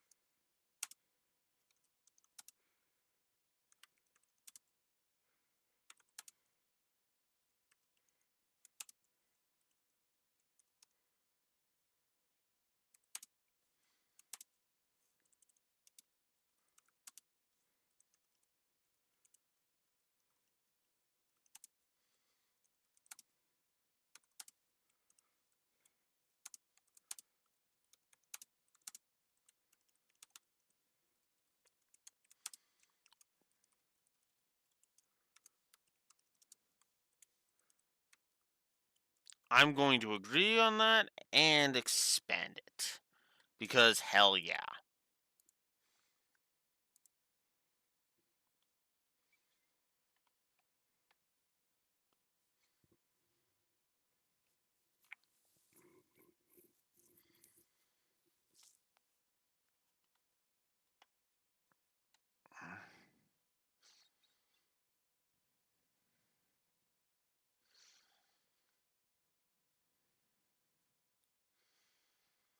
Mm,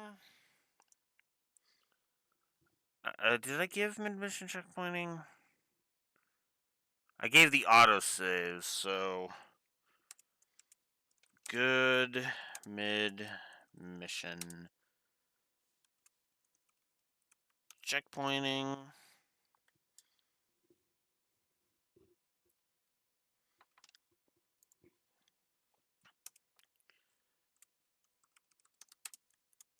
Good kit. I will admit, good kit. Also good itemization. I shouldn't be stingy with that because the itemization was pretty good throughout, admittedly. Um, mm, Party variety. Well, I gave positives to each individual one, so there we go. The new game plus stuff we'll have to look at. Aggregates, difficulty swapping, bleh. Party leader positioning into combat, eh. Selecting options on Airbuster, eh. Can still dodge attack and stagger as a toad. I hated being a toad. Fuck that. Menu actions being intuitive, eh. Quest turn in auto warp. Yeah, that's all good stuff, but yeah. Enemy AI design. No. No, I'm sorry. No. Combat animations, yeah. I didn't think the bosses were that well designed. I'm sorry. Alright, most of them were fine, but otherwise, meh. Graphics fidelity? Nah, I don't give positives for graphics. Sorry. Enemy variety.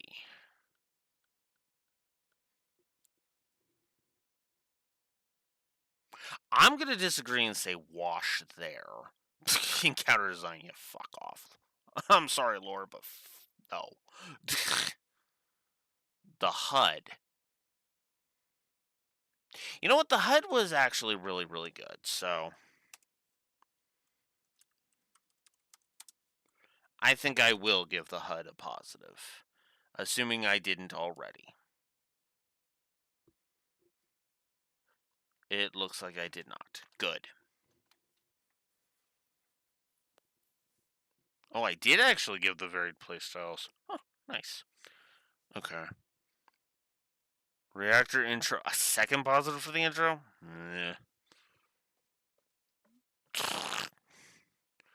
Yeah, there were some good mini games. I'll give you that.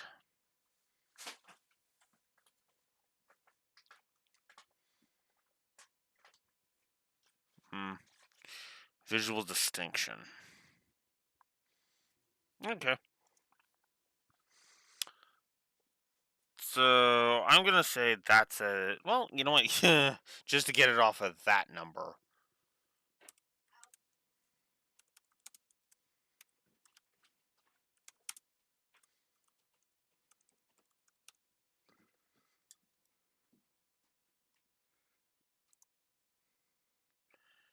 Just to get it off of that number, we will say that 9 gameplay positives were added to the board. Now for the gameplay negatives. Let's go ahead and take a look. There's only 9 here, so let's take a look. Party members suck when not controlled.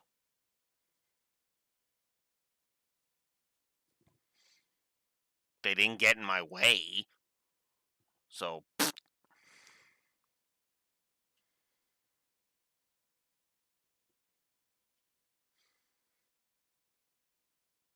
combat camera. Yeah, the combat camera kind of didn't really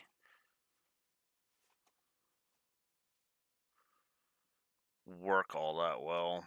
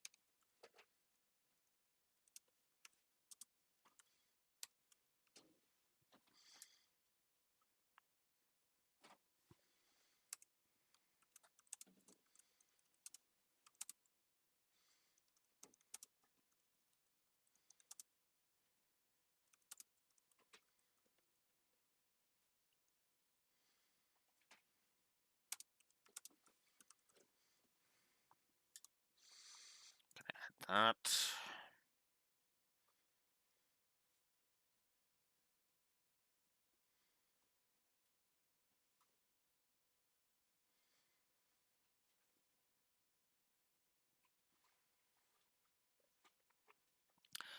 Issues with. Oh, yeah, that's right.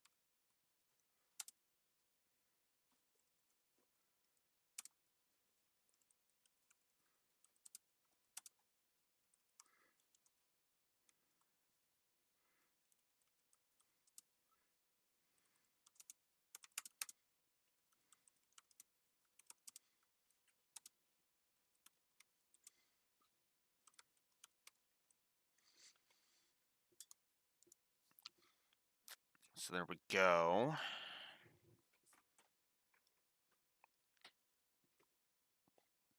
You get 2 dungeon negatives. The HP barrier thing.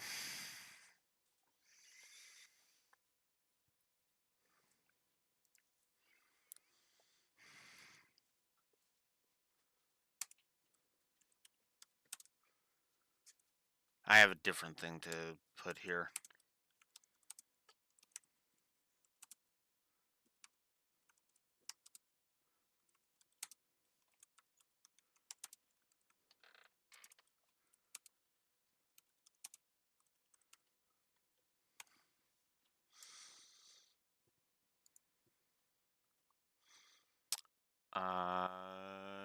The entire her outro, and combat having a lot of issues with it.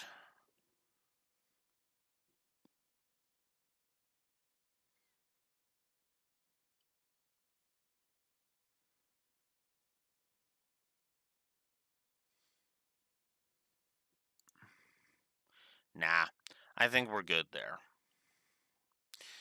So, the negatives added 4 more.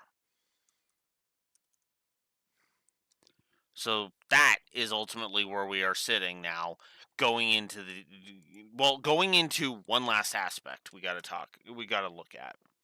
So, now we have a chapter select, now we have hard difficulty, and now we can go into the play log. And there's other new features like the bonus exp and AP. So now you will earn twice as much exp and 3 times as much AP. A new combat simulator has become accessible in Hojo's lab. To test it out, select chapter 17 from the chapter selection, and you can skip the bike mini game from the pause menu. You now have access to a portion of the story that revolves around a new character, Yuffie. To access this content, press R2 while in the title menu. Wait, we didn't have access to it before? What? Oh, whatever. Anyways, we're going to go ahead and hit save.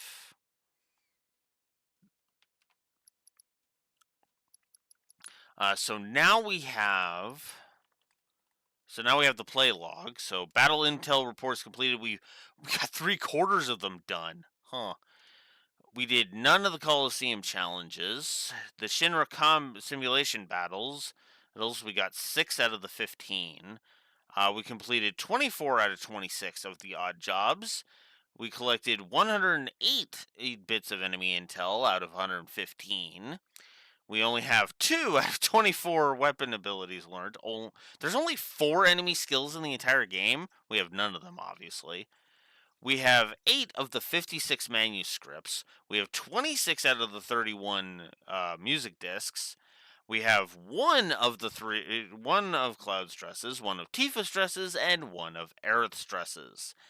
And we have seen 1 of 3 resolutions on in chapter 13. And we haven't completed anything stuff on this one. So, yeah. Alright. So then we also have the chapter select, which, okay, that's actually cool. It even tells you which ones you've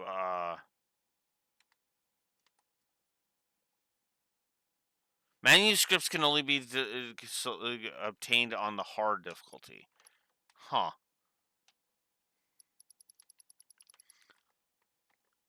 I wonder if that means that's how many I can get there.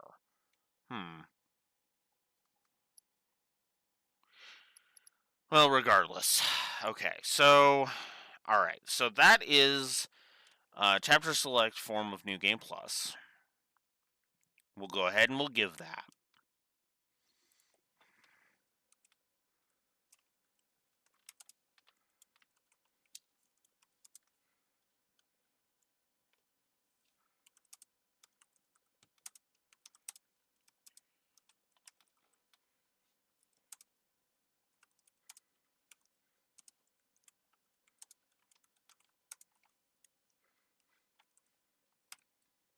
So yeah, we'll give one positive to that. Hey, it's at +5 now. All right, let's return to the title screen and see if there's a proper New Game Plus. I mean, that's what I want.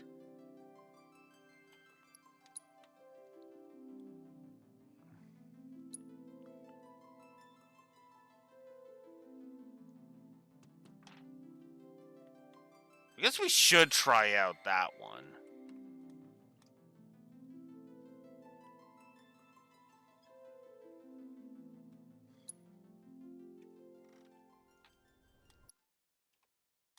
We can skip cutscenes at least.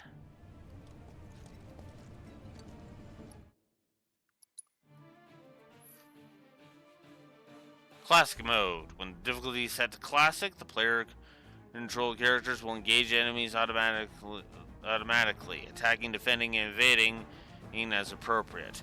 With this mode active, you can simply wait until your ATB gauge is filled and press X to execute commands and flow to combat. Note that you can always control the player-controlled character. Battle difficulty can be set to either easy or normal. You're coming with us. Nice and easy. Don't think so. That is not a New Game Plus. That isn't.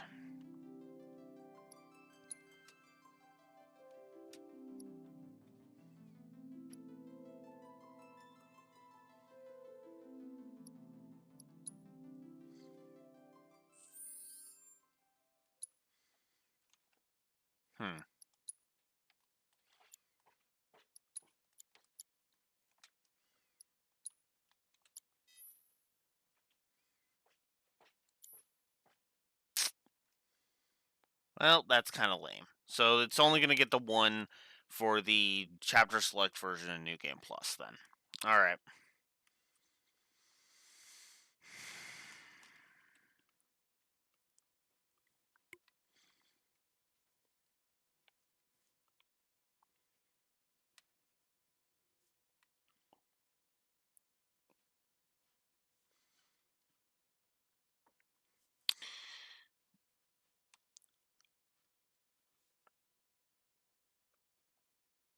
So, as ever, I'm going to go ahead and I'm going to just chop off for the day because it's already 2 o'clock. And I have to work tonight. Which is weird that I actually made it to here without actually being stupidly exhausted. And it's not even one of those like it's not like it was yesterday where it feels like as soon as my head hits the pillow, plonk. But no, I am working tomorrow. Or tonight, I mean. So no guarantee I will be streaming tomorrow.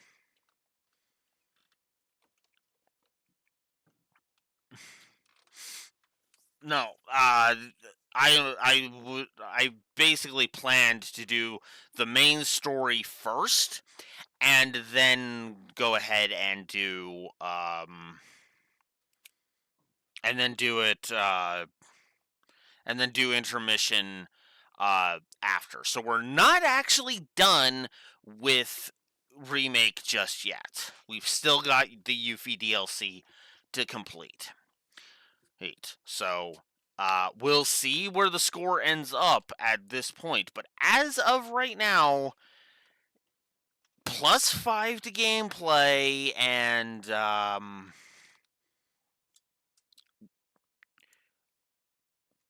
hang on. Let's see, +5 to gameplay and 78 to story. Yeah.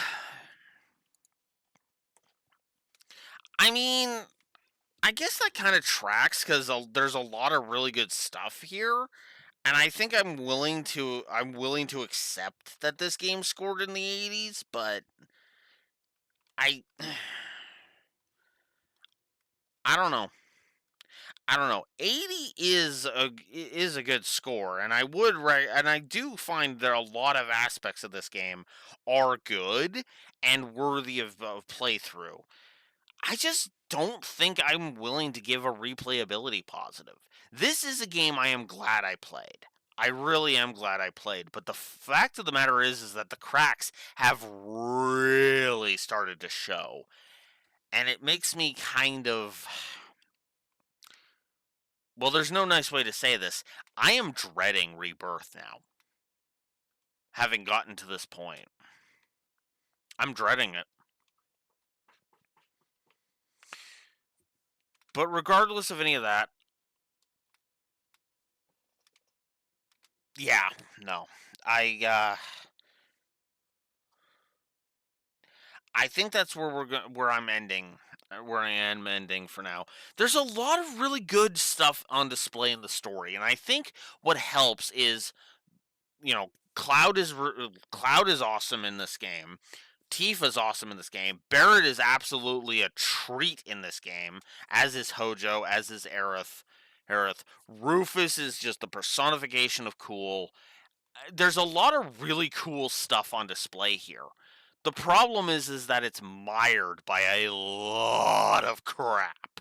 And one that I feel like I will probably put a nah on on an audit. At most, I will be giving this thing a soft audit.